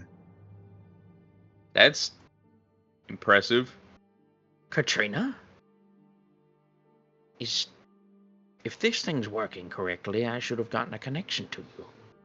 Hopefully. It seems I've found myself in a bit of a pickle. I recently came into acquisition of the Sword of Kaz thanks to a former adventuring party I had commissioned. They died from seemingly bandits? But the bandits left the scary sword alone. It doesn't make sense. I don't know why they did that. Maybe it was yelling at them with charm or something.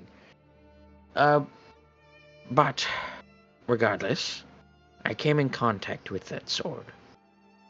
And because of that, it seems your granddaughter came in need of that sword. And she cast a wish to get it. So, along with the sword, I came, and now I'm on the moon. Believe it or not, I'm standing outside of Quadrata. Or rather Quadrata, as it seems.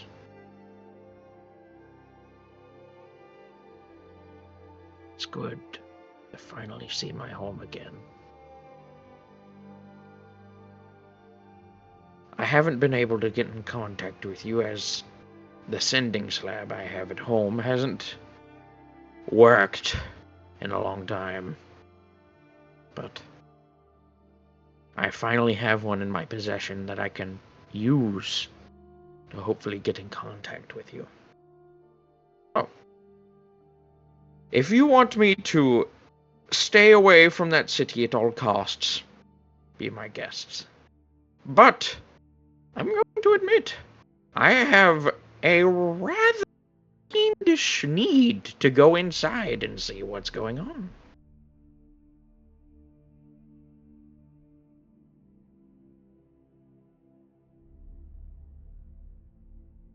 That's Even it. though you felt the message sent and the connection is still there, you don't hear anything.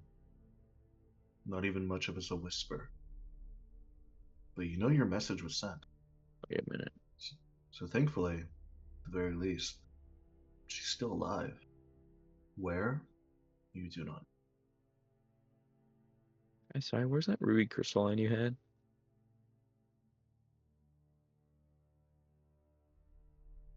What was that?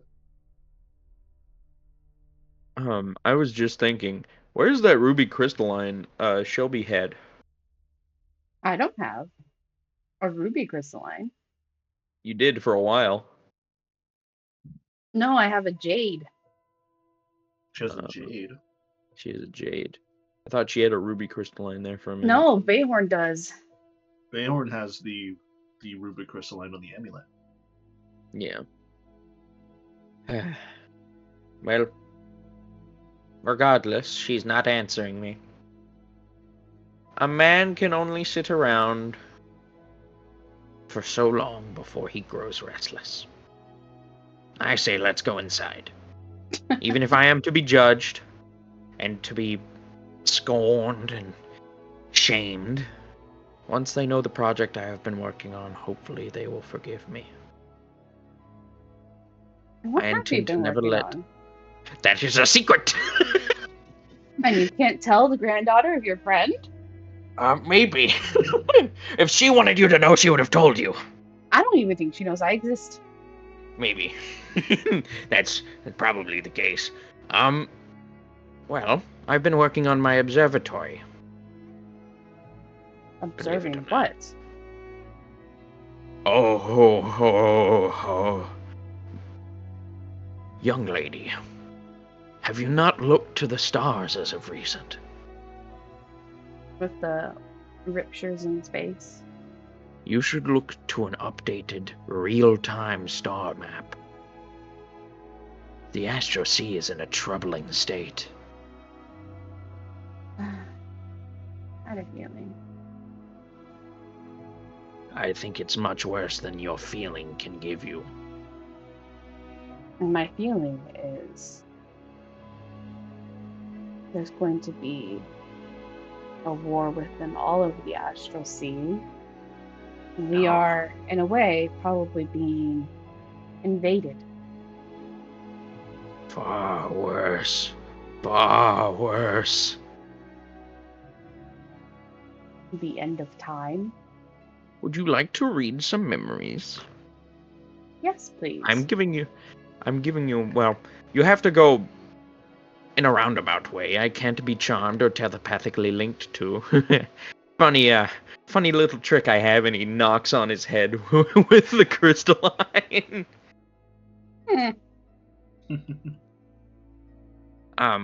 So as far as the enigma of my mind goes, I can't do much. But young lady, let me tell you, the Astral Sea is changing. Solar systems are being changed into glyphs representing gods. Words are being made out of planets and stars. I'm not joking. Who the hell is rearranging solar systems? They're glyphs meant to mark the gods. Are the My gods worst fear going to is... war? I really hope not. A war in heaven right now would be catastrophic for all involved.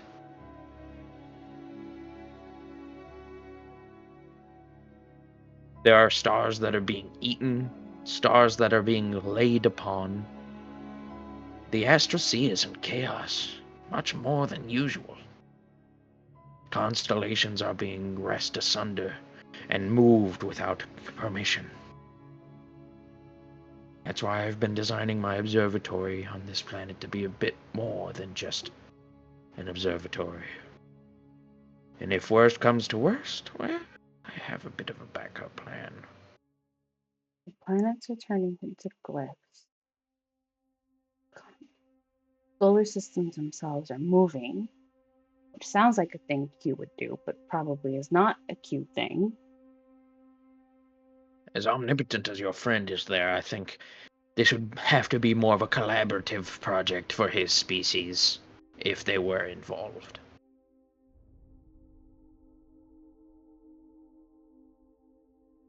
If anything, they wouldn't be involved like that. Exactly.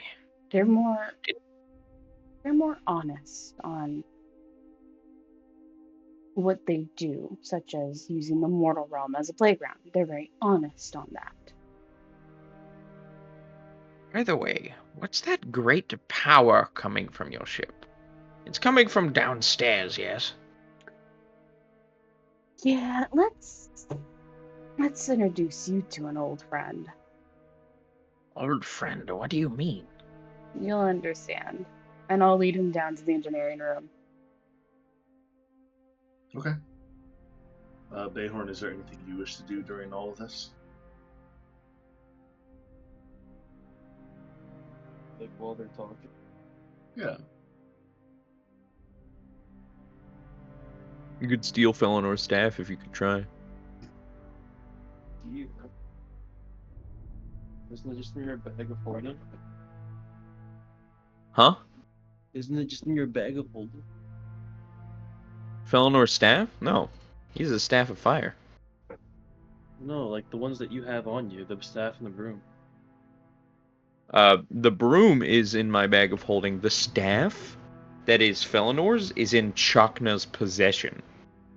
He's fixing it.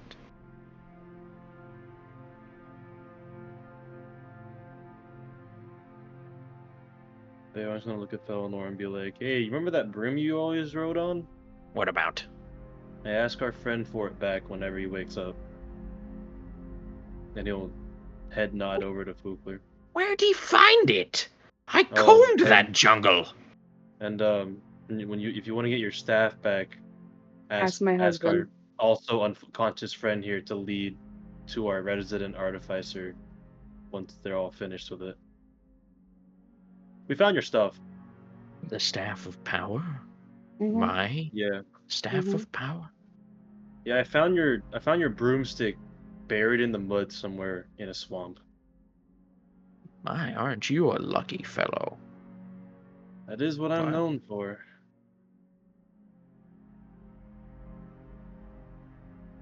Oh, I know why the Discord ping sound is different. It's because it's Halloween. It's getting closer to Oh. Halloween. Yeah, no, that's what it is. It'll I go away love the soon. League of Legends World Championship live stream popping up on YouTube Watch. Yo, y'all want? Dude, I told Shelby, I told Cedric that you watched League of Legends with me. It was wild. I called the game you watched too, because I watched it as well from bed on TikTok. Yeah, she was into it. She was asking me questions and shit. I was like actually surprised.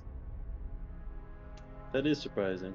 I was sitting there eating a sandwich, and you were watching this. What else am I to do? You could have asked to change it. I didn't want to be rude.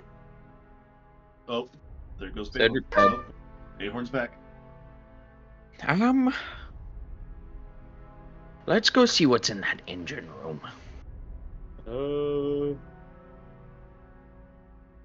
Are you allowed to do that? Yeah. She was suggesting it. Oh. Let's go. I lead them. Alright, you guys have fun with it. What are you gonna do? Something I've been meaning to do since I got it. And that is. Alright, you see this cloak, and he'll whip out his cloak of starlight. Or his Starweaver cloak. Oh, that. See this Gotcha. cloak here, Felinor? Yes. And this cloak has the ability to let me cast etherealness once a day. Give me that. No. Come on, I'll give you 500 gold for it. I've paid much more than that. How much did you pay? Much more. How much Quadrant is doesn't much, use much gold. We trade in items. more? What kind of backwards world are they living in? They want I knowledge, know. not money. How much did you pay for? The knowledge equivalent of, I don't know. What would you say, Cap? Like 3,000? Yeah, 2,000-3,000 That's years worth of bullshit. knowledge. That's bullshit. 2,000-3,000 Well, gold. That's bullshit. well, Never mind. You can keep it. here's the thing. It's perfect for me because this also gives me advantage on when I want to go hide places. Now, keep that in mind. Now you see this, and Bayhorn will hold up his hand, inner palm facing him, and ask Rowan to let himself be seen as webs again. Okay.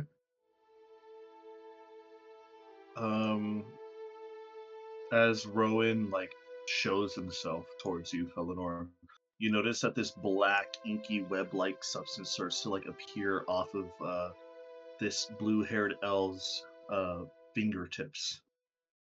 Roll me a history check.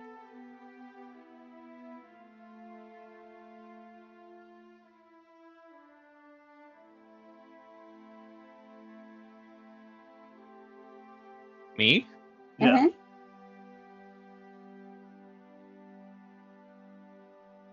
17. 17. Mhm. You know this creature. It's called a living web. Why would you invite a living parasite to be on you? Well, this thing is very nice to me, and I am very nice to it. This thing, if I am, say, and Bayhorn will turn off the lights, like part of it, to where, like, I don't know if you're able to, but like the lights are just dimmed, so you can still see, but it's classified now as dim lighting. Mm-hmm. And Bayhorn will go into stealth. And hopefully, okay, there we go. Felinor can see Bayhorn basically meld into the shadows with the help of Rowan. Yep. It's like he. It's like he Even if you're becomes one with the staring at me, shadow. you can't see where I am. Mm. And so Bayhorn will just slowly walk around Felinor and let his voice be heard from the shadows, and he'll continue explaining. Rowan here, it's what I named him. He helps me hide from things as long as I'm next to shadows or if I'm in a dark enough space. And Bayhorn will shrug off his stealth by kind of leaning against Felinor's shoulder, on the opposite side that he originally was. And he'll also continue explaining this being also lets me cast invisibility. I guess he gave it to me as like a little gift. Maybe he plundered it off of some poor sap. But I can cast invisibility once a day, which as a rogue, you can imagine how helpful that is.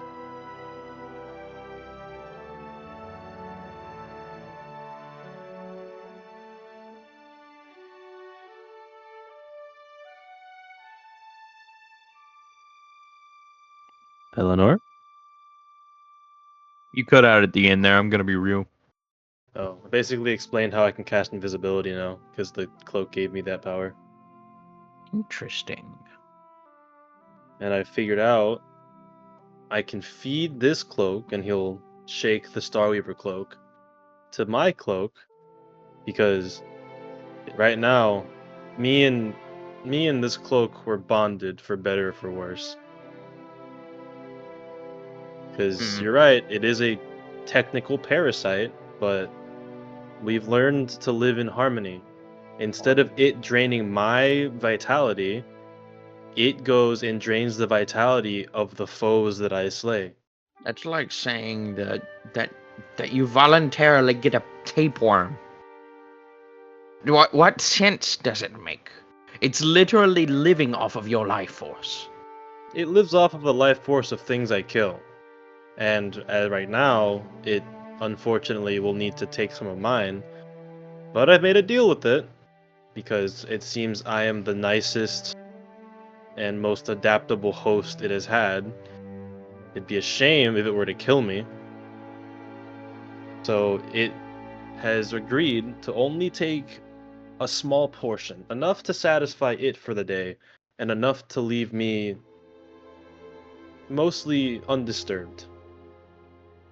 But anyway, if I give him this cloak, he can siphon off the magical power and take it as his own. So in addition to being able to cast invisibility, I can also cast etherealness, in theory. Ain't Give that it a right, try. Rowan? And he'll hold up his hand again.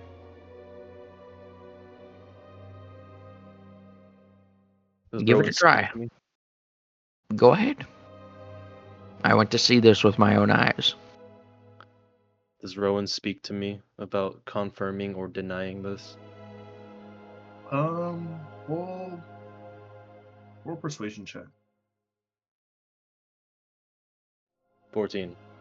14. Can't really tell what he's thinking. You do notice that he's there. He's listening. Alright, Rowan. Let's give it a shot for the old man here. He wants to see. Okay. And Bayhorn deciding the best way to do it without having to take off Rowan. Oh yeah, you're right, it does sound weird. He will just kind of drape the Starweaver cloak on top of where Rowan should be, and ask Rowan to absorb its magical properties and make it our own. As you lay the Starweaver cloak on top of your own, you feel this tingling sensation coming from Rowan, like this telepathic link between the both of you, and he is excited. This creature on your back that has been helping you this whole entire time is finally getting the chance to feed. Those of you who can see on the back of Bayhorn, because Bayhorn you can't exactly turn your head 180 degrees like an owl,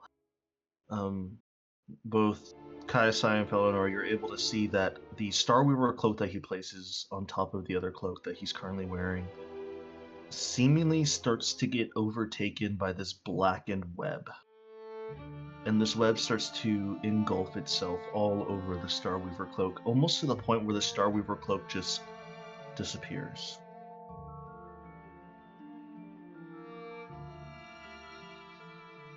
So, Bayhorn, you can delete the Starweaver cloak from your... Well, you could if you want to. You could keep it in your inventory just so you can have like the effects on hand. You feel Rowan is elated of that you feel that he or it, this creature on your back, is absorbing this magical property of this highly potent magical item. And if you're able to see on your back, you would notice that there's these hints of starlight is starting to web and weave through the little tendril parts of Rowan's body, of this cloak of yours, as you feel like the Starweaver cloak has been fully engulfed into Rowan himself, and he absorbed the magical properties of that cloak.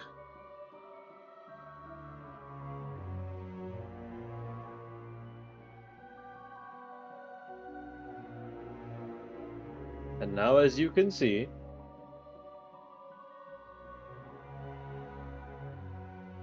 let's see, we're not gonna have to get into any trouble today, are we? Today should be a relatively tame day. I have no clue. You're telling this to Kaisai? I'm just saying it out loud for someone to confirm or deny. Okay. I have no clue.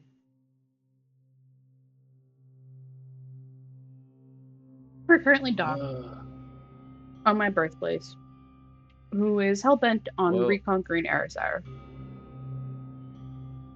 Space Nazis. Anyway, Bayhorn will turn back on the lights and he'll go back into stealth, and he gets advantage again because he doesn't matter anymore. And with a natural 20, you will see him meld into the light as well as the dark.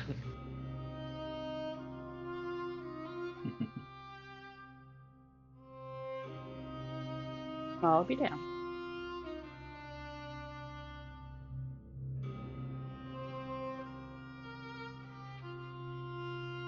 Ugh.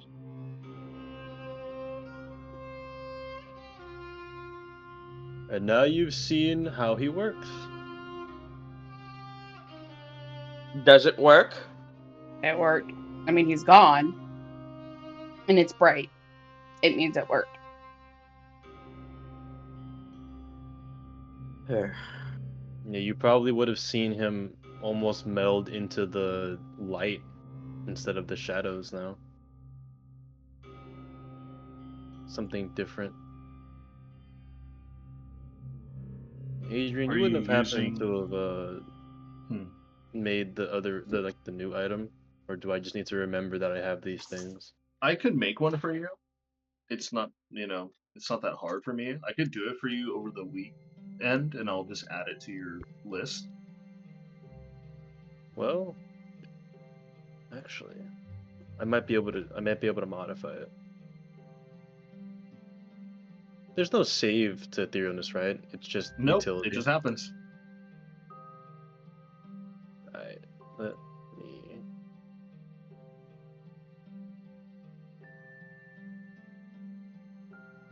And you can also stealth with advantage almost anywhere now.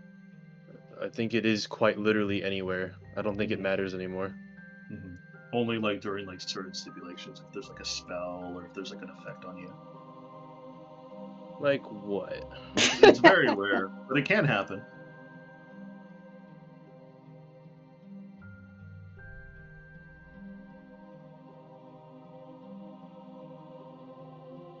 And fun news. Here's engineering, Bellador.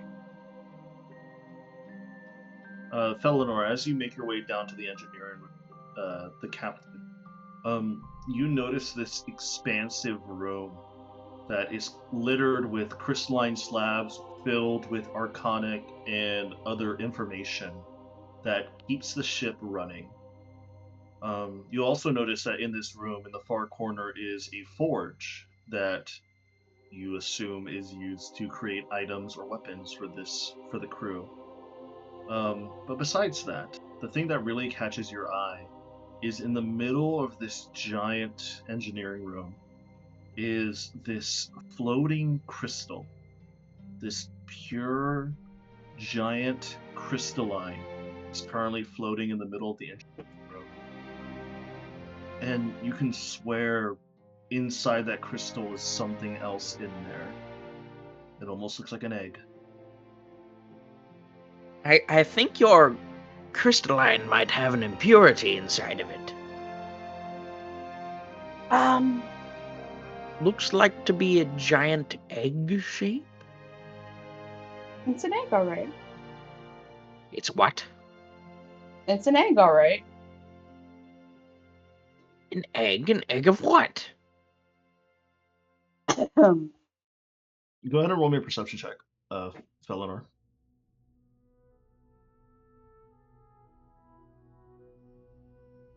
22.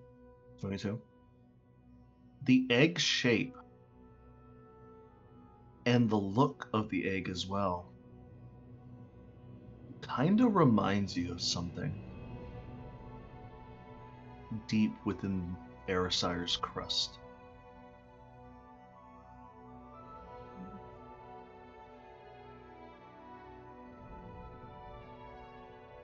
Are you talking about? What we talked about yesterday.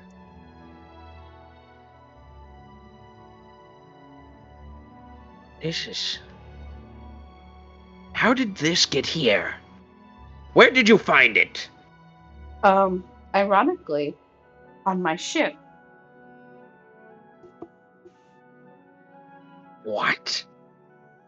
I kind of lost my ship for about 30 years. Long story short, we came to Erisire 30-ish years ago to try and help evacuate for the Moonball event. Okay.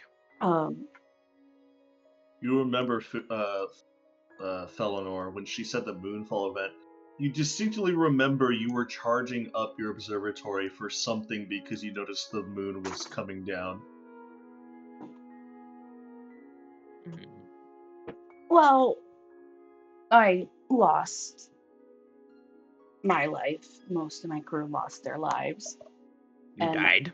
I did die. Congratulations. Thank you. Death number 2. So, I awoke and all that, and my ship was gone, and I had to teleport, ironically, here with my husband's dead body. And so I just recently got my ship back. And my husband, it's ironic. But when I got my ship back, we found that egg on board.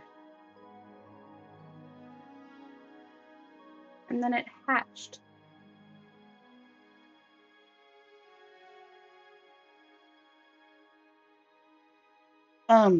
Avort, would you like to say hello? You feel the engineering room start to shake, Felinor, as the crystalline in the middle of the room starts to grow ever brightly. And suddenly, out of the ethereal plane, you see a dragon's claw, pure, bright, and rainbow with Genesis magic abound. A snout coming through the existence of ethereal, non-ethereal, and another claw coming out, and you could only see about half of his body. His body, even only half, takes up the majority now of the engineering room's space.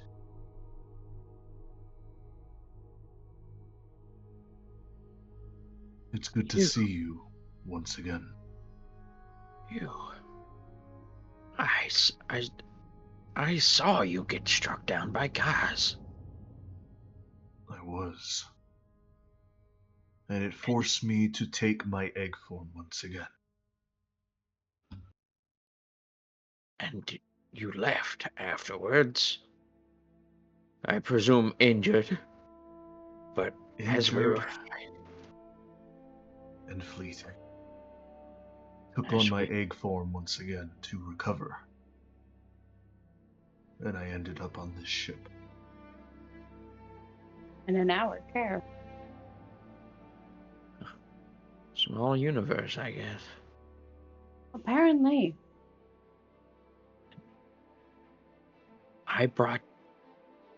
You came back to help us as I cast Wish.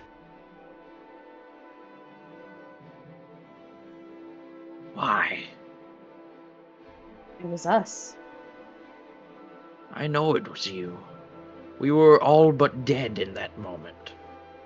We were out of spells, out of things to do. I cast Wish to help give us the energy we need to continue that fight.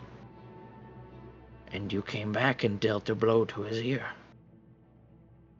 Why? Because you wished for it. Well, what's your actual name? I've seen things similar to you and deep within this planet's core. To see the responsible entity and being able to conversate with it is, well, a tad different, I suppose. What's your name?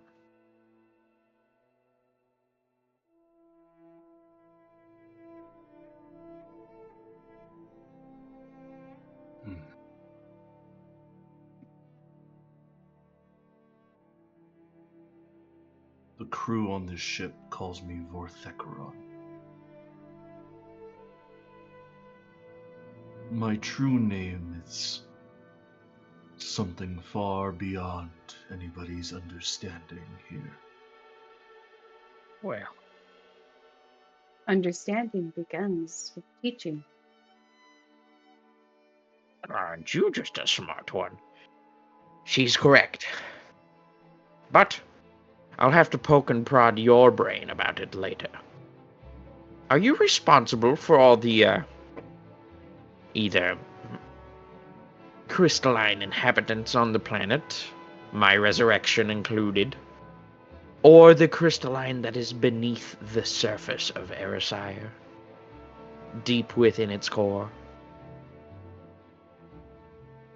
The crystalline race is an amalgamation of many things.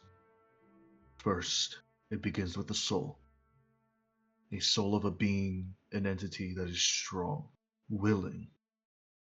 Secondly, it is the culmination of elements and raw energy that powers the universe. Third is what I would like to call luck. Crystalline, albeit very rare species, doesn't happen naturally. As you can tell, you are now crystalline, resurrected from old magics. I'd assume by your companion, who found your body. Something along those lines, yes. It was the culmination of the death of Azir's avatar, one of them at least. His body burned, flying from the heavens of Erisire down to the ground below, and created a massive crater that was then filled with sand and water to create the land of Oskel, a small island landscape in the middle of the oceans of Erisire. That burning mass after it crashed, and the expunging of great Genesis and destruction void magics created new life. There's other bits and splotches of crystalline out in the astral sea. The Radiant Citadel, for one, is a massive diamond crystalline that mortals decided it would be wise to build a city around. Other than that, crystalline are very rare and far between the different reaches and realms of the universe. Sometimes even floating among asteroids. So, I have a theory.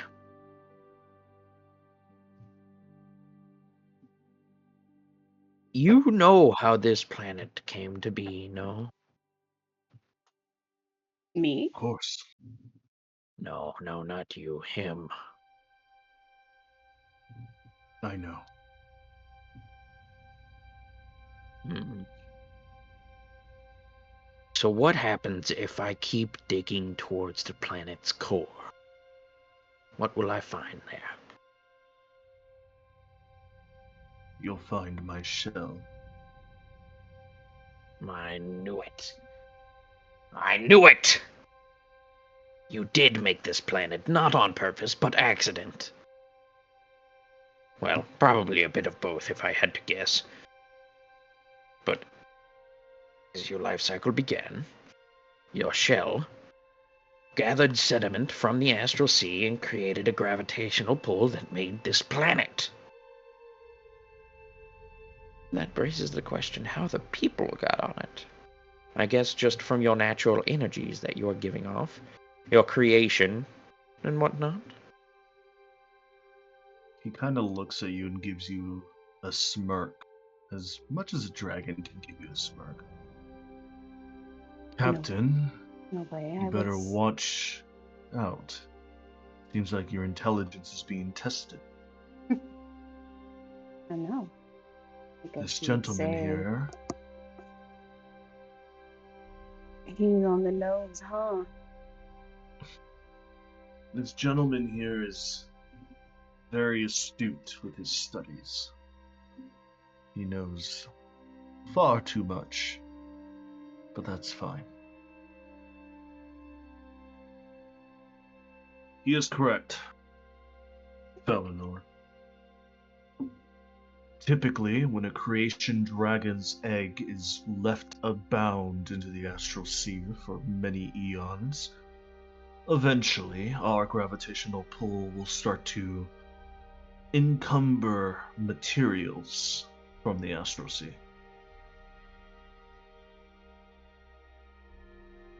But that also makes us a target for any beings or deities who wish to use our energies for their own gain. So you would typically hide it in an asteroid, or in this case, Kayasaya's ship. To be completely honest, even I'm not sure why I'm here. Some would call it fate. Some would call it luck. Something or someone put me on this ship. And the captain and I, along with her crew, have made an agreement. I can stay, help power their ship, give them advice, and any assistance that I can give. Speaking And in turn, I get to stay. Side note, speaking of assistance, do you think you can enhance the ship? In what way, Captain? Well, protection and or weapons. She's wanting an upgrade. Considering the ship's been out of the game for 30 years, yes, I do want an upgrade. I feel like you'd be able to find more of that at the Radiant Citadel, no? Not Last what I I'm heard, looking they for. were just setting up the settlements, but that was something along 100 years ago. I was just there No, several months no. ago. That was further back than that. How No. long's the Radiant Citadel been around? I've lost track. But Either way, Eleanor, I would like my ship to be the fastest and most well protected ship in the astral sea, especially if we're going to be going up against creatures who can turn planets into ruins.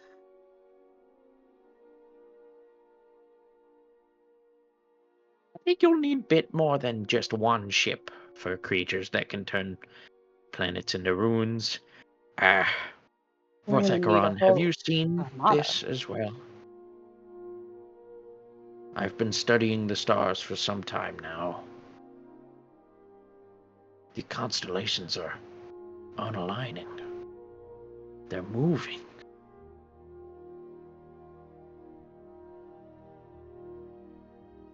Vorthekaron? That would be a wonderful change of pace for me to do. So what will it be, Captain? Speed? Protection? Protection.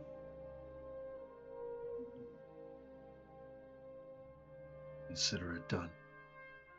Hmm. Give me some time to gather more energy. I'll see what I can do. It was good to see you again, Felinor. I apologize for running away. There's no need to apologize. You were injured.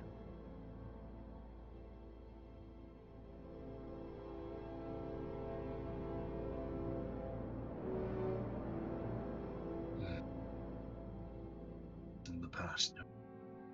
I agree.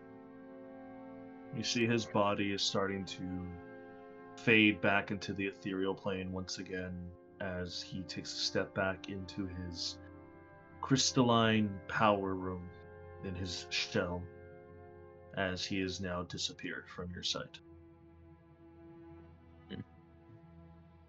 Well, Captain, I think that's our cue.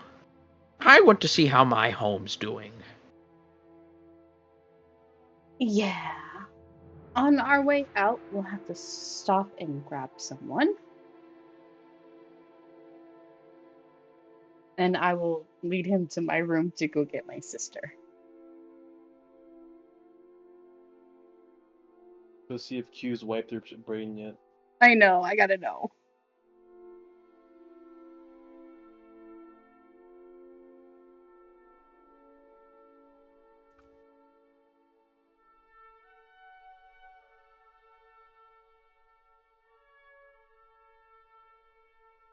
As you make your way over to the room that you left your sister, you pass by the holodeck, and you notice that the holodeck is currently on. Oh no, that's the floor below. We're going up. Oh, sorry, you're going up. As you continue to go up, well, then I guess we get no bubbles today.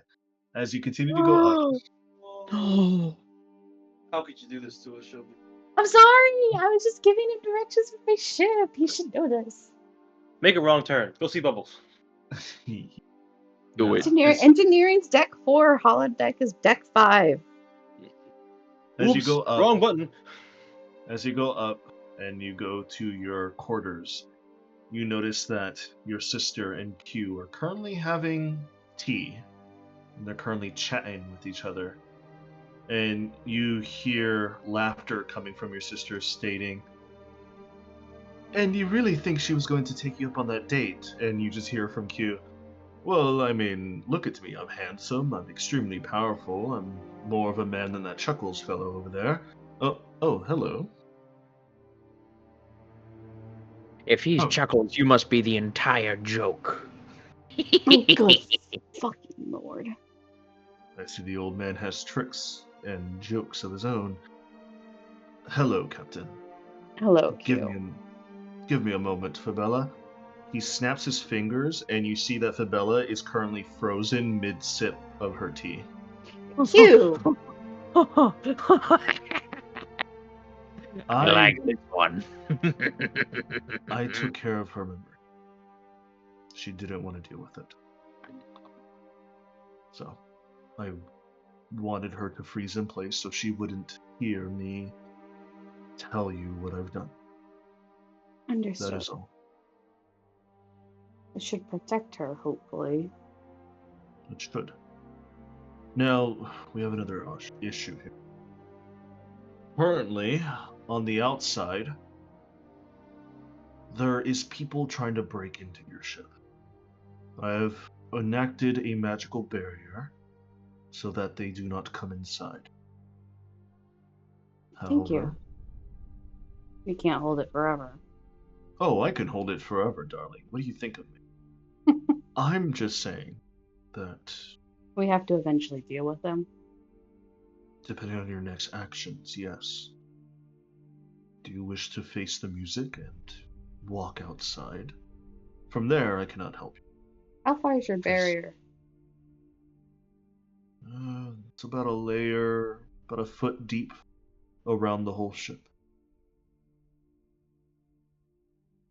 Look at Eleanor. Oh, that's as far as we'll step out.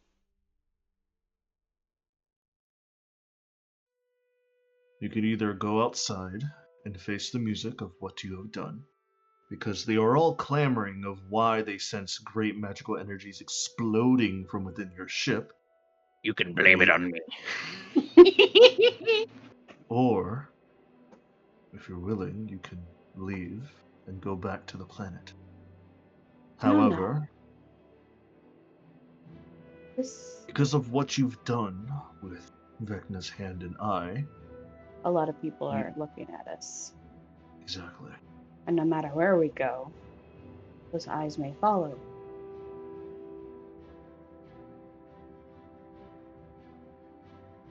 But ironically, we're already being followed and tracked and tailed.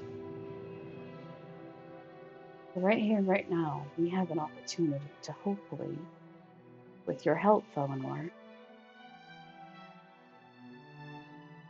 put a seed within their mind to abandon this fear, this anger, this desire to look on the past and push them towards a more helpful future. I agree. You said they were going to try and conquer Erisire. Yeah. Literally what we've been taught My in school goodness. as children. Have they no shame? No, they don't. No sense of diplomacy? No, they don't even understand the word diplomacy. They've sent my mother to make kind with the human kingdom. And in turn, they've also sent our secret police to act as spies. Who's the current governing body on Erisire? Well, for the human kingdom, it is Queen Aqua. She is. Who holds the majority of a governing body? That would be Queen Aqua. Hmm. The Elven Kingdom is all but in ruins, thanks to the Moonfall event, and same thing can be said with another kingdom. What about the Orcish? As far as I am aware, they're not in stronger power standing as Queen Aqua and the Human Kingdom is. Hmm. And as far as I know, the dwarves are isolated.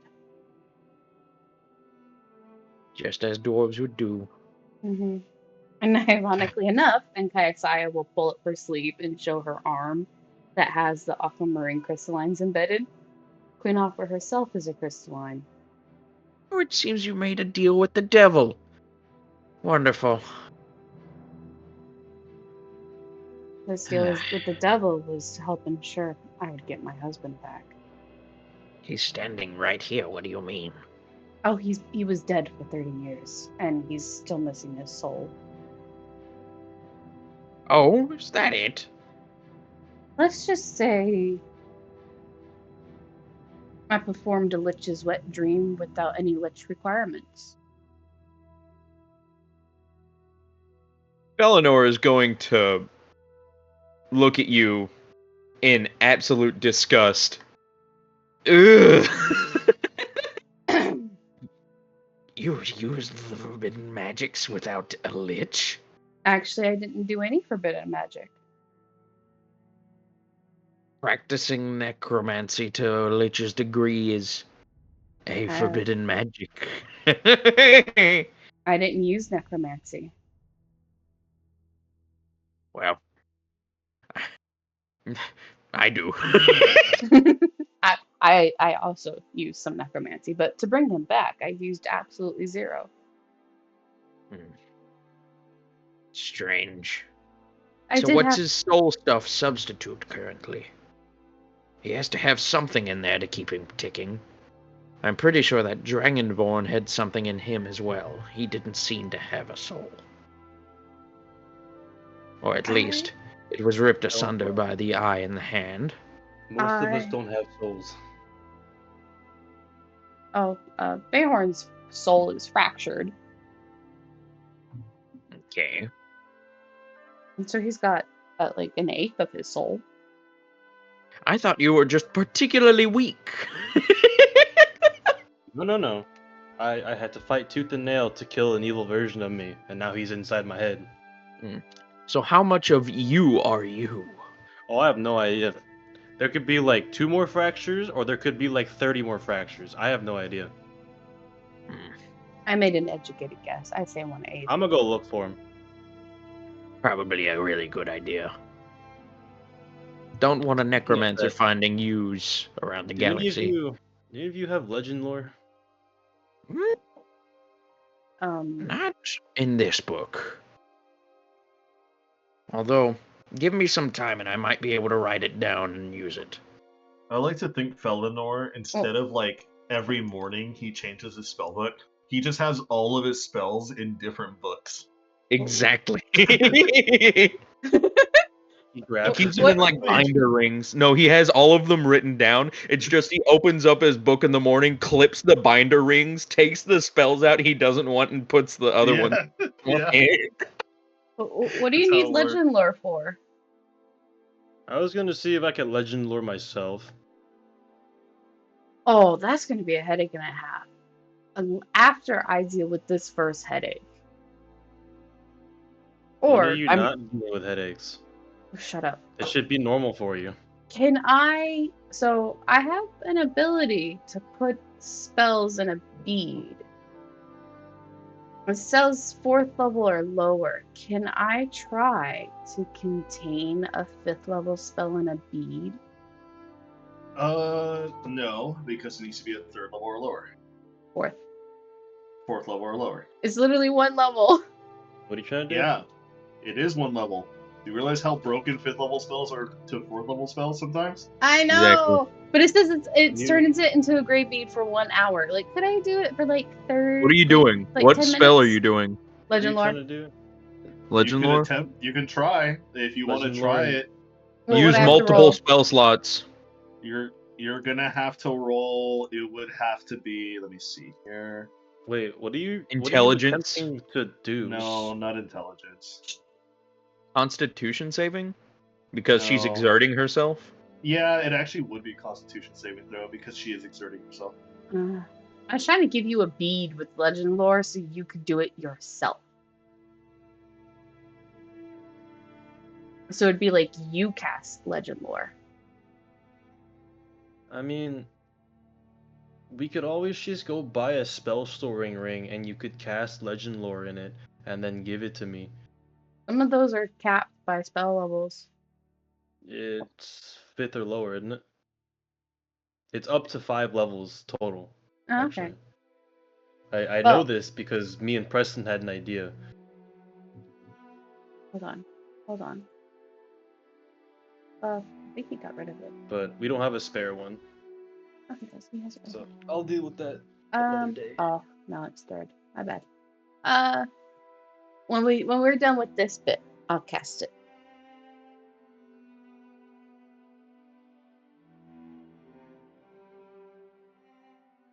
But first things first, my sister has to be unfrozen. She's frozen. You. Where's Q? I'll take care of it.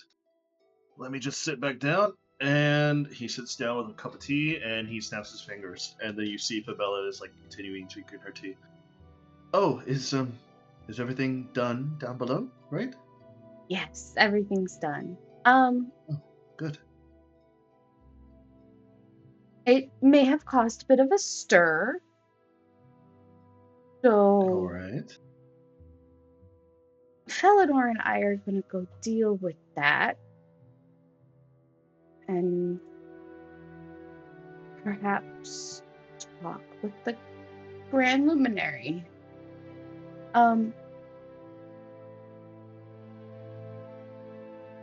You want illusion magic to hide him? No, he's speaking too.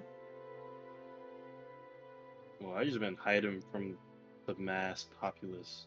I No, figured you want to get the Grand Luminaire into like a private. no, we're not stepping that far off the ship either because they're trying to break in, and Q is currently holding them back with magic. So we just kind of open the door and talk I'm gonna from the press the door. big red button on the bridge. No.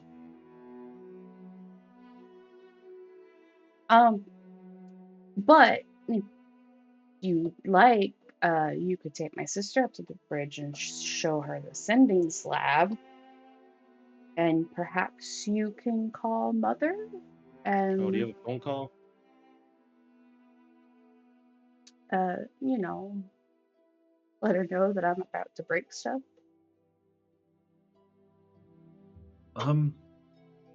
You sure? I mean, you can just leave. I can step out and I'll deal with it. Phoebe. It's not that kind of stuff that you can just step out and deal with. It's cosmic level stuff.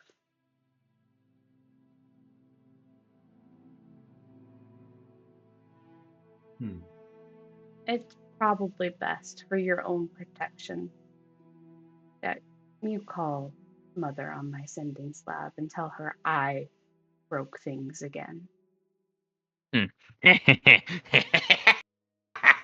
With this old coot's help. I'll let her know then. Yeah, you can just tell her I and this old man Are you here. Katrina's other granddaughter? Katrina, yes? Fascinating. You By the see way, I him don't for know how, long. but Felinor has dark vision of 60 feet. I don't know where it came from or how he has it, but he does. Maybe a So, crystalline bit. oh, By the way, Miss Ma'am, where is your husband? Shaka's looking over and taking care of Flukler. I have an inquiry of him. Can you take me to see him soon? When we're done with addressing the populace, I'll take Wonderful. you to him, and then I'll cast Legend Lore with Bayhorn while you talk with Chakna.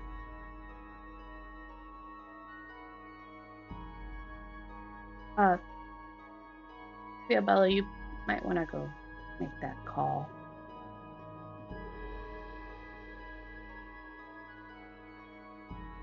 I'll go make the call. Just Be tell careful her. out there, alright? All you gotta tell her is I and Felinor broke things. Oh man, this is like the fourth place we're gonna get kicked out of. Oh, I knew you Really? would get kicked out of. But it's not any of your guys' fault. It's more on me. I mean, it kind of is our fault. It's also their fault for being so fucking close-minded. It's like saying it's the sun's fault for being hot. Mm-hmm.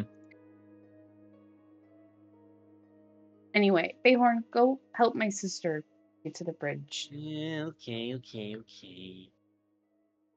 And remember, she's Oh, yeah, married and you're Felinor. married. Why do you assume that I'm gonna go for your sister? That's weird.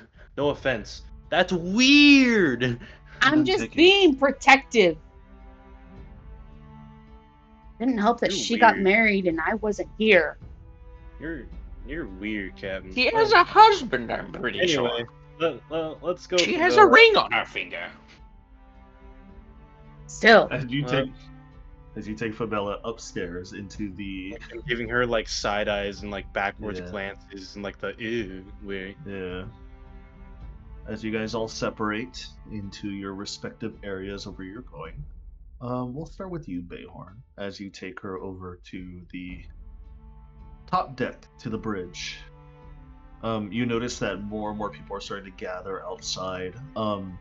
Majority of them are black cloaks. However, you do see a few of those grand luminary cloak-like figures. You see at the very least 3 of them are currently outside looking at the ship. I'm gonna try and perceive red cloaks. Roll perception check, please. I don't see them. You do not see them. I rolled a natural 1. So even with natural 1, it's still, you just can't see them. They're in the trees. Anyway, that's the slab. I don't know. How do I use it again? Do I remember how to use it? You know how to use it, yes. I explained it to her. Alright. And now I will sit on the ground near her and read. She looks over at you and back at the slab, and you see, as her hands start to touch it, you see the slab starts to react to her touch. She kind of breathes in and breathes out a little bit. And you see her just focus. Now you know that she doesn't have to speak out loud. She can just talk in her mind. And after about 2 to 3 minutes of you just waiting on her, You see the slab in front of her kind of lose its energy, and she kind of looks at you, signifying that she's finished. She kind of has like a big sigh. Greyhorn would have been trying to conjure another elemental in the brief time, because it doesn't take that long. It does not take that long now. That was a fast phone call. It was pretty quick due to the fact that she seemed a little bit busy, like always, but she got my message. Fighting? I do not know. Maybe. I hope not. I don't want her to be hurt. But at the very least, she got my message, and she understood somewhat the situation. However, she is Pissed, livid, a little bit furious, a little bit, all the above. A lot of the above. Yeah. She wants me to tell my sister to leave. She doesn't want anything to start happening now. But knowing my sister, she will probably not listen. Well,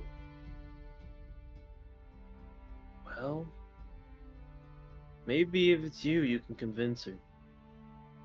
I mean, Because leaving is a very tactically sound option. I don't think she'll listen to me. She's always been headstrong in her notions. Well, I think we should leave. Personally, we just pissed off your whole city. Then why don't you talk to her for me? I think you should talk to her, and I'll back you up on it. Because you're her sister. You kind of see her furrow her brow. And then she starts to scratch her head in thought. I'm gonna roll insight on it. Alright, what's the insight? It's my passive, 17. 17. What are you inciting her for? Like, what's the main thing you're looking for? Why does she not want to talk to her about it? Why is she trying to make me do it first? You can tell based off your 17 is that she's not confident. You feel like there's a sense of unconfidence about her, that she's not one to speak out for anything. Fabella isn't? Yes. Bayhorn's gonna see that and pat her on the shoulder and say, "Speak with your chest." That way she knows you're being serious. You'd probably laugh at that. Well, some people are taken seriously whenever they act differently in serious situations. Maybe she'll see that a normally reserved person is now so outspoken about this and listen.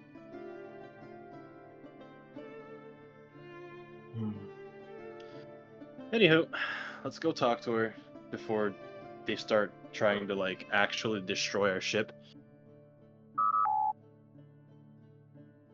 Alright. Lead the way. And then Bayhorn will lead the way.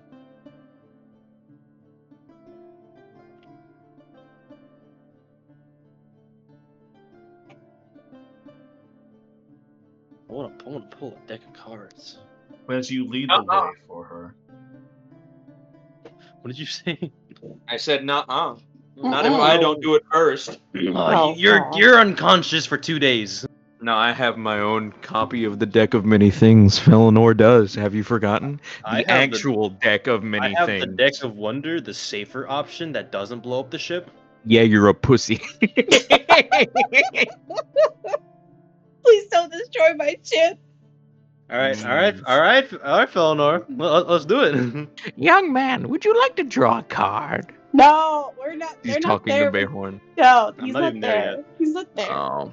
All right, we're We're- gonna we're- lead him we're- to. We're gonna lead Fabella to Kaisaya, and if Fabella like hesitates, he'll nudge her like subtly and be like, "Go on, you're up first." I'm with Felinor at the door, on the side door, with it opened.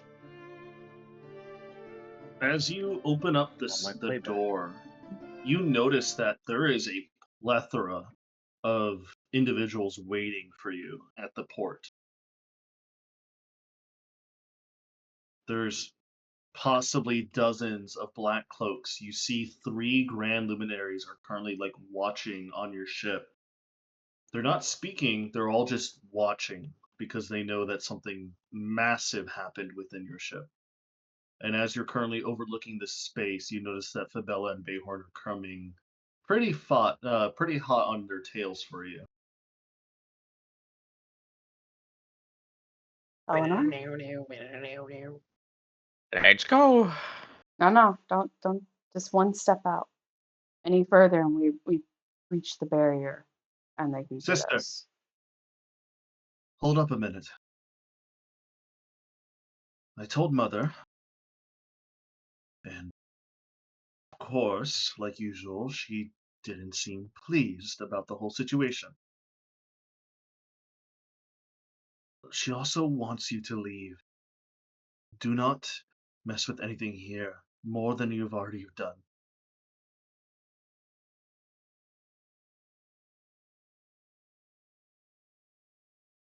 I agree. I'm gonna be real.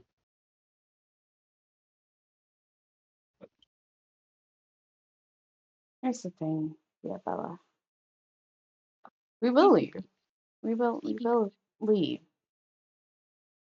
But this man right here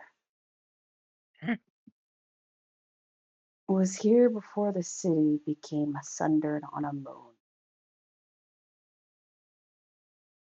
He was friends with our grandmother, and he himself hates what happened.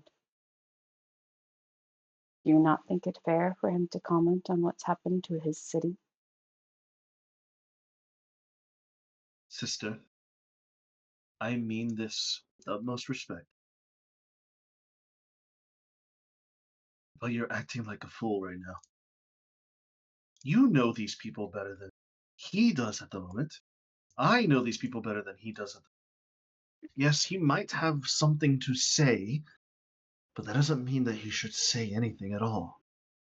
I don't think one man who is past his prime in his life, no offense to you, I'm still spry and spry. Thank you. is meant to revolutionize a people. Not call it civil war now, shall we? We've already caused enough of a hassle as it is with what you've all been doing so far here.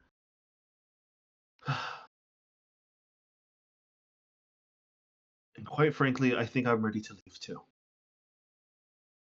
I'm not going to leave this ship anymore. I will stay with you. Bayhorn's gonna hiss. I know. I said speak with your chest, but not like that. What are you doing? Please, sister. These people will not listen. Not to me, not to you. They already look down upon me thanks to Mother's actions and inactions. They already look down upon you because you gave up your rank and your name. What's one man who was supposed to be dead hundreds of years ago suddenly come back and what? Everyone's going to change overnight? Not change overnight, but perhaps plant the seed for change. Nourish it. There's Help. already been seeds planted, sister. What's more? Not only that, but one of the Grand Luminaries was his disciple. And if one of his disciples decided to this, turn this society that was once great into something that is so horrid, do you really think she's going to listen? I'm with that. I'm gonna be honest. I don't know if you would. Even Felinor is now saying that we should probably not dilly-dally here any longer.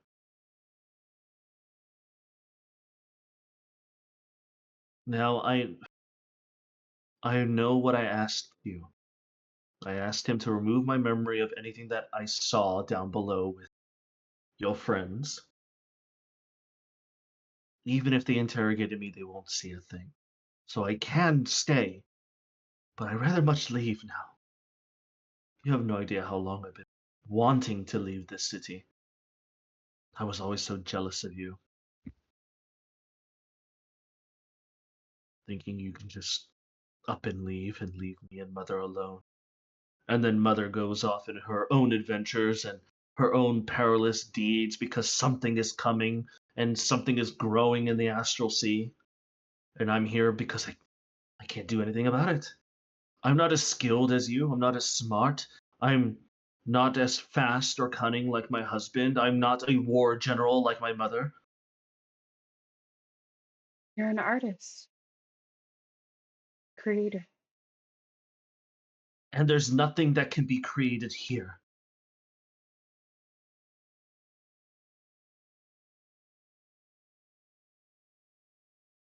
So take off. Let's leave this place. Before we do, I want to make sure you make this decision with everything you know. Coming with us is very, very dangerous. We're being hunted, tracked, looked upon by beings and gods alike. This ship is marked. The three of us are marked.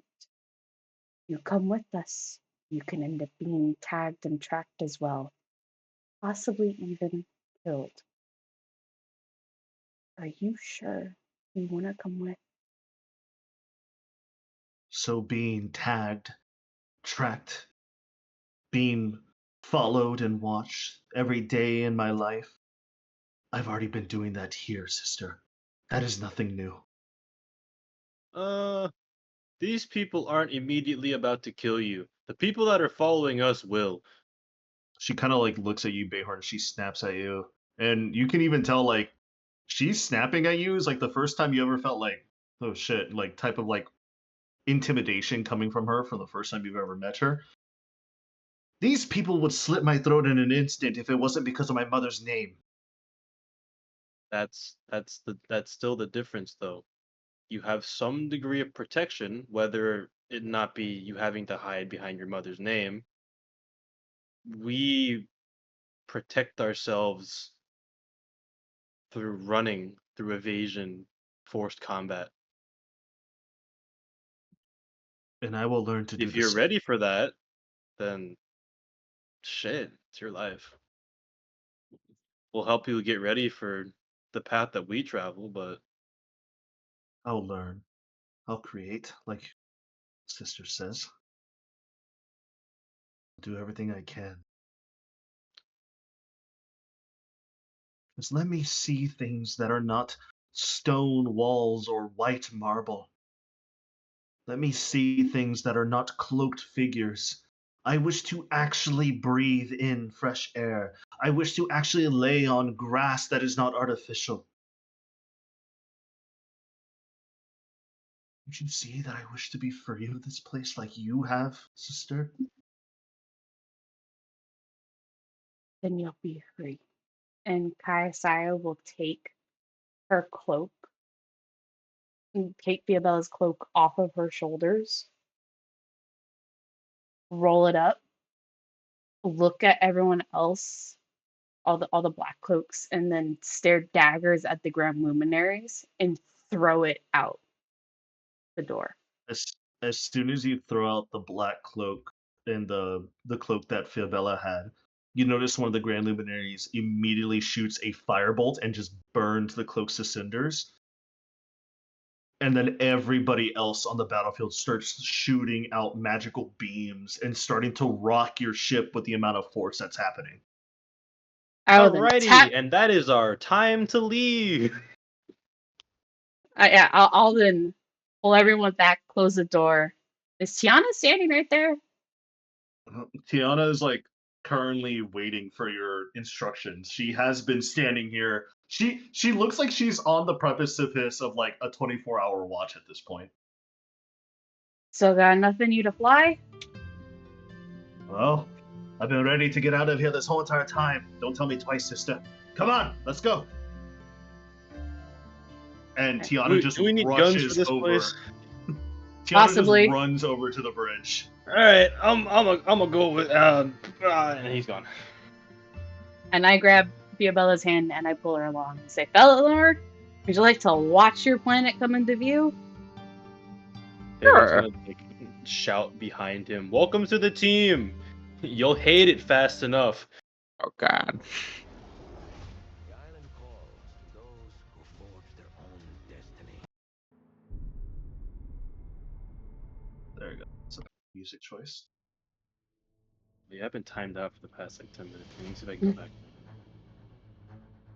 It put me As in the timeout everybody folder. starts to rush out to the main bridge, so you guys can all make your way out of there, you feel and sense more and more explosions coming from your left-hand side as the ship is being bombarded with all these magical spell effects.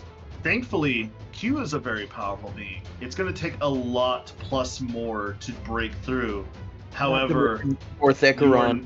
you are now being targeted by Quadranum. Oh boy, oh boy. So as you guys rush your way and take your positions, Felinor, you watch as everybody kind of takes a seat down in their respective areas. You see the captain, Kayasaya, the granddaughter of Katharina, take place in the middle of the whole entire bridge. You see Bayhorn take his place on the far right side, and you see this woman that you've just barely met that is named Tiana take her place on the left-hand side of one of the ship's controls. And you see her immediately starts to engineer this crystalline slab to move runic shapes in places that are different than what you've been seeing. As you feel the ship starts to gather its energy, you can feel the ship is starting to warm up in power. As you guys are all getting ready to take flight, you all hear a pinging inside of your head, except for you, Felinor, because your crystalline blood blocks this magic. All of you hear Kali going through your head, speaking. Now, Miss Juniper, and Miss Juniper, I take it you are now leaving Quadranum. Is that correct? Tell her that your mom told you to. Considering my own mother has requested that I leave, I figured I would heed her word.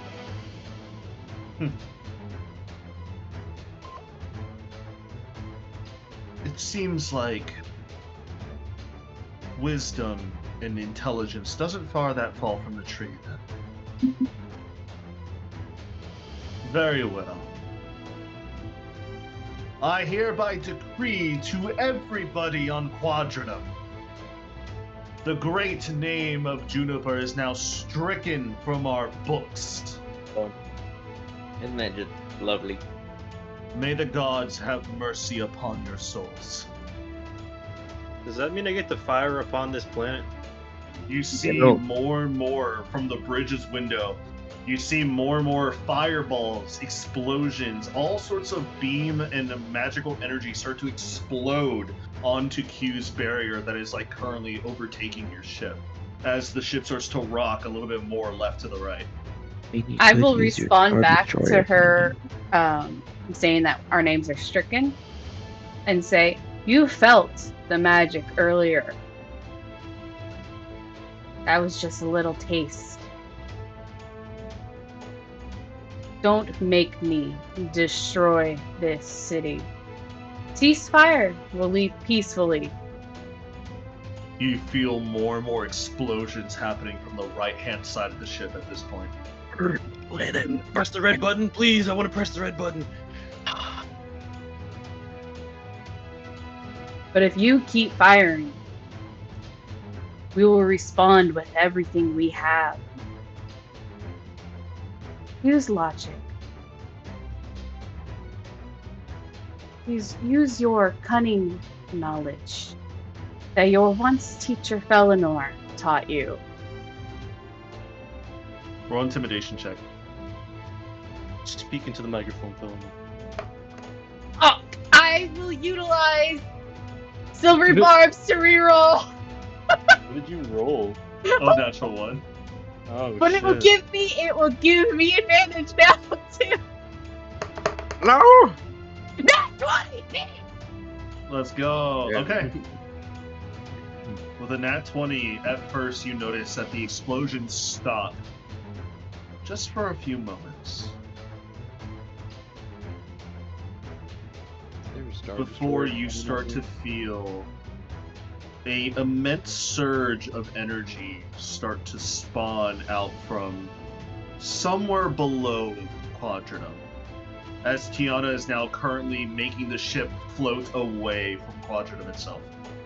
I will look at her and tell her, don't bother trying to maneuver us out. Just go as fast as you can now. You got it. I'll take care of it.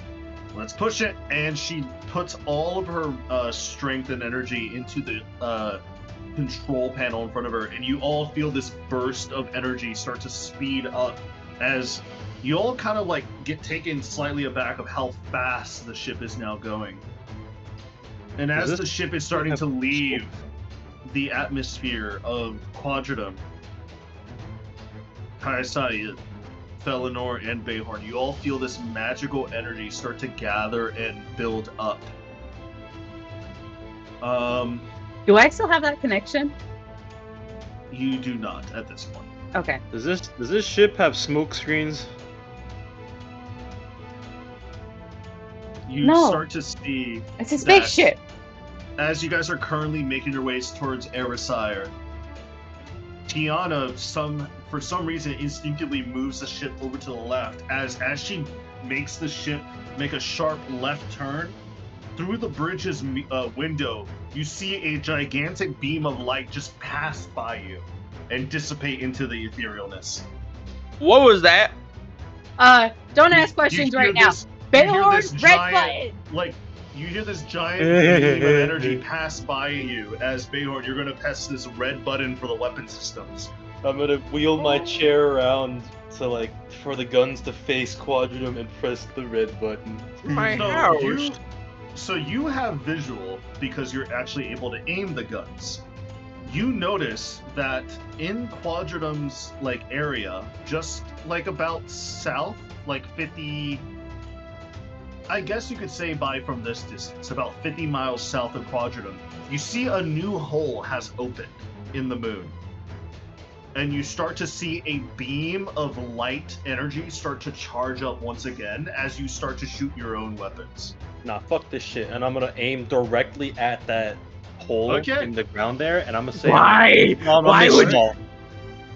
All right. I Use the apologize, sunbeam. Erisire, for the secondary moonfall event. It was not meant to happen like this if the moon explodes and falls to the planet. Use the sunbeam! It'll solve the 3-body problem you had going on with the third moon, though. So. do I have to roll an attack roll? You do have to roll to attack. However, it's not really much of an attack roll. Because you're gonna hit the base of the moon anyways. It's just if you can roll to hit. So let me see. So it's basically a roll to hit what I intended to hit, but I'll still hit anyway. Yeah, you'll still hit. So this is for bonus points. Yeah. But so instead of a D20. Wait, before I'm doing this, do I have an inkling that I shouldn't be aiming for this? Roll an insight check upon yourself. An 18.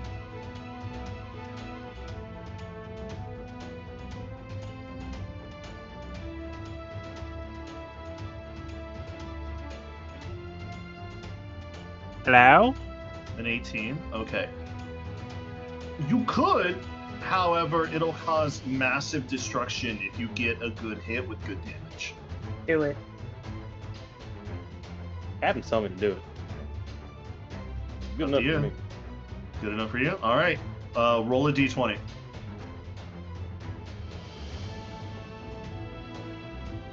When Fukler finds out what y'all did, the moment he went under, you guys became anti-charismatic and decided to shut yourselves off from civilization.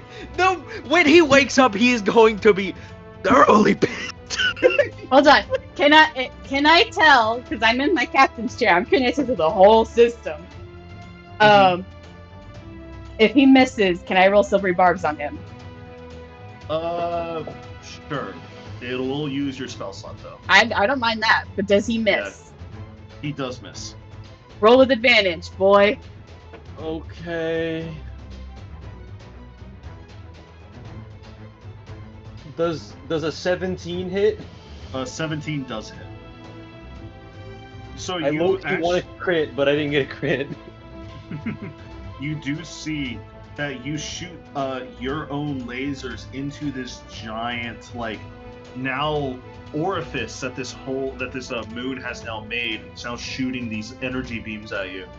Roll for damage since you hit. What am I rolling? Let me look at the Spelljammer rules that I have. He's using my sunbeam laser. It is a sunbeam laser, yes. How much damage does the sunbeam do? Or do I not want to know? You'll find out. You'll find out. I'll find out. How much damage does the sunbeam do? Or do I not want to know? You'll figure it out. Also, I call next on that book. That fancy spell book that I get to learn a spell from. Yeah. You're next. Chaka and I got ours. Has it, but... You. Because Preston gave me a funny idea. 12 d10s, please. Oh. What level is Greater Restoration? What Fifth. level spell? 5th. God damn it. Oh, the dice rolls are crazy. I see a 0. 71. 71 points of damage. And this is considered Radiant? heavily armored. I'm talking about the thing. The minute Fukler goes under, you guys are don't committing war crimes. This is crazy. Hey, This man. is crazy. But don't forget to add The it. Geneva Convention doesn't exist here. I can do whatever I want. Don't The forget minute to add in any that it's a sense of heavily reason magic goes spell. under anesthesia, you guys are like, I'm like, shoot the fucking moon! What? They shot first. And your point? I said, No. don't shoot As a or I'll point. hurt you. You managed to shoot a We did sunbeam give her 2 laser warnings too. into Sunbeam the laser? giant new orifice that is now shooting at you. You do see Cascading some effect, come explosions on. happen. However, you don't know if it's been damaged or destroyed enough to stop. Do As I you guys have are any continuing, secondary weapon systems that are on standby? you have the sunbeams and you have the general Eldritch cannons. Eldritch cannons. Oh, I'm gonna Eldritch Cannon like carpet bomb. So the roll to area hit again. Roll your roll a d20 to hit. Fuck! I rolled a 5. All silver Fine. barbs. Goodbye, spell slot. Do I get silvery barbs? Yes. With advantage. Ooh, that's actually really bad. I got an 8. All right. Oh, So then now, I probably just wildly shoot at him. You Yes, hit you're the just- city! so you're just wildly I shooting. hit So something. as you're wildly shooting your Eldritch blast cannons, you notice that the city, one or two beams starts to aim towards the city. The city has like this magical force field that just blocks the brunt of the damage. Nothing gets destroyed underneath them. However, Tiana is currently maneuvering, like trying to make her way towards Erisire as fast as she can, as you're noticing that the cannon that they have is now charging up once again. sunbeam Is our that shit cannon again. charged? I will then- Is our sunbeam charged again? It should be. I will then tap my badge. Your And sunbeam takes 1 full round to charge. So it's not charged up right now. It will be charged up in the next round. that's okay, because I'm going to tap my badge and say, for being attacked. Any assistance would be lovely.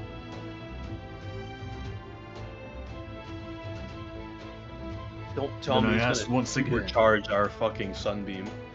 Do you want speed, defenses, or firepower? Is this like Firepower. a permanent upgrade? It shall be done. You notice, Bayhorn, on your crystalline system slab, you notice that the sunbeam is no longer called the sunbeam. It is now called the Genesis Cannon. You've given me creation cannon to uncreate this moon. So go ahead and roll me another d20 to hit. It is now a shotgun that shoots many sunbeams. It's slugs that they put into shotgun shells. It shoots thermite nuclear bombs. Adrian, this is a very, very long stretch. Do I get steady aim? No. I figured.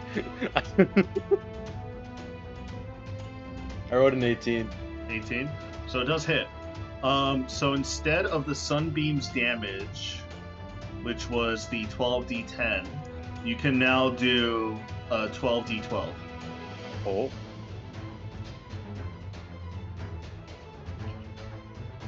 That's a lot of dice. 78.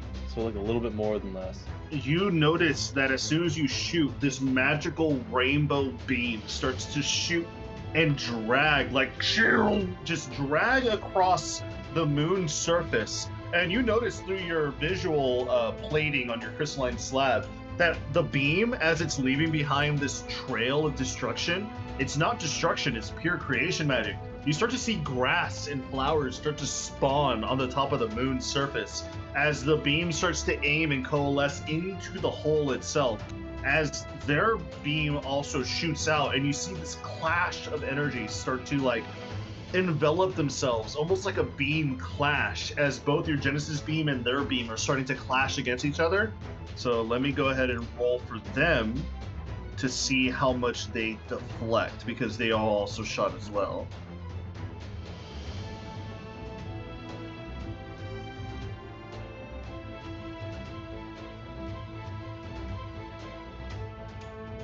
This is kind of wild, guys. I don't know about this. Oogler's gonna be thoroughly pissed when he wakes up. I hope you know. Yep. You know, this is You low-key did what? Kai's business. This is low-key Kai's business. I am the gunner.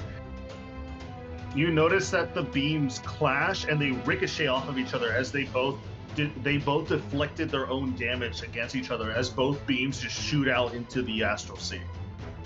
My father is calling me out. I will be right back. There goes my shooter. Well, I will just say, at this point in time, as the beams clash and dissipate, you notice that Tiana is now looking at max speed, and for a few moments afterwards, you don't notice any more shots. And Kaisaya, since you're linked in and you can see through Bayhorn's visual, they're not shooting anymore. But because they're not shooting anymore, you notice on the moon's surface, about 50 or so miles below Quadranum, you see that hole starts to get filled up by the moon rock once again as they're now covering it. Do I notice anything else that might show that they're attacking us with maybe a different way? You don't notice anything. You do notice that now there's green on the moon's surface for some reason. But you don't notice anything else. Cool. Does it look like we got away?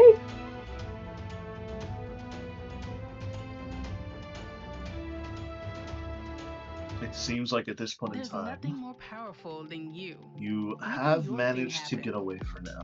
Really? Cool. Oh my god, the ads. Oh my god, an ad. I skipped all the ads. Cool.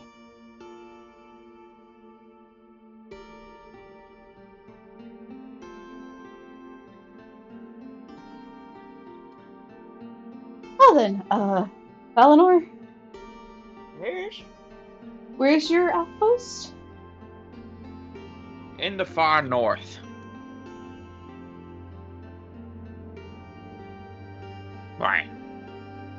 We're gonna take you home. Boy.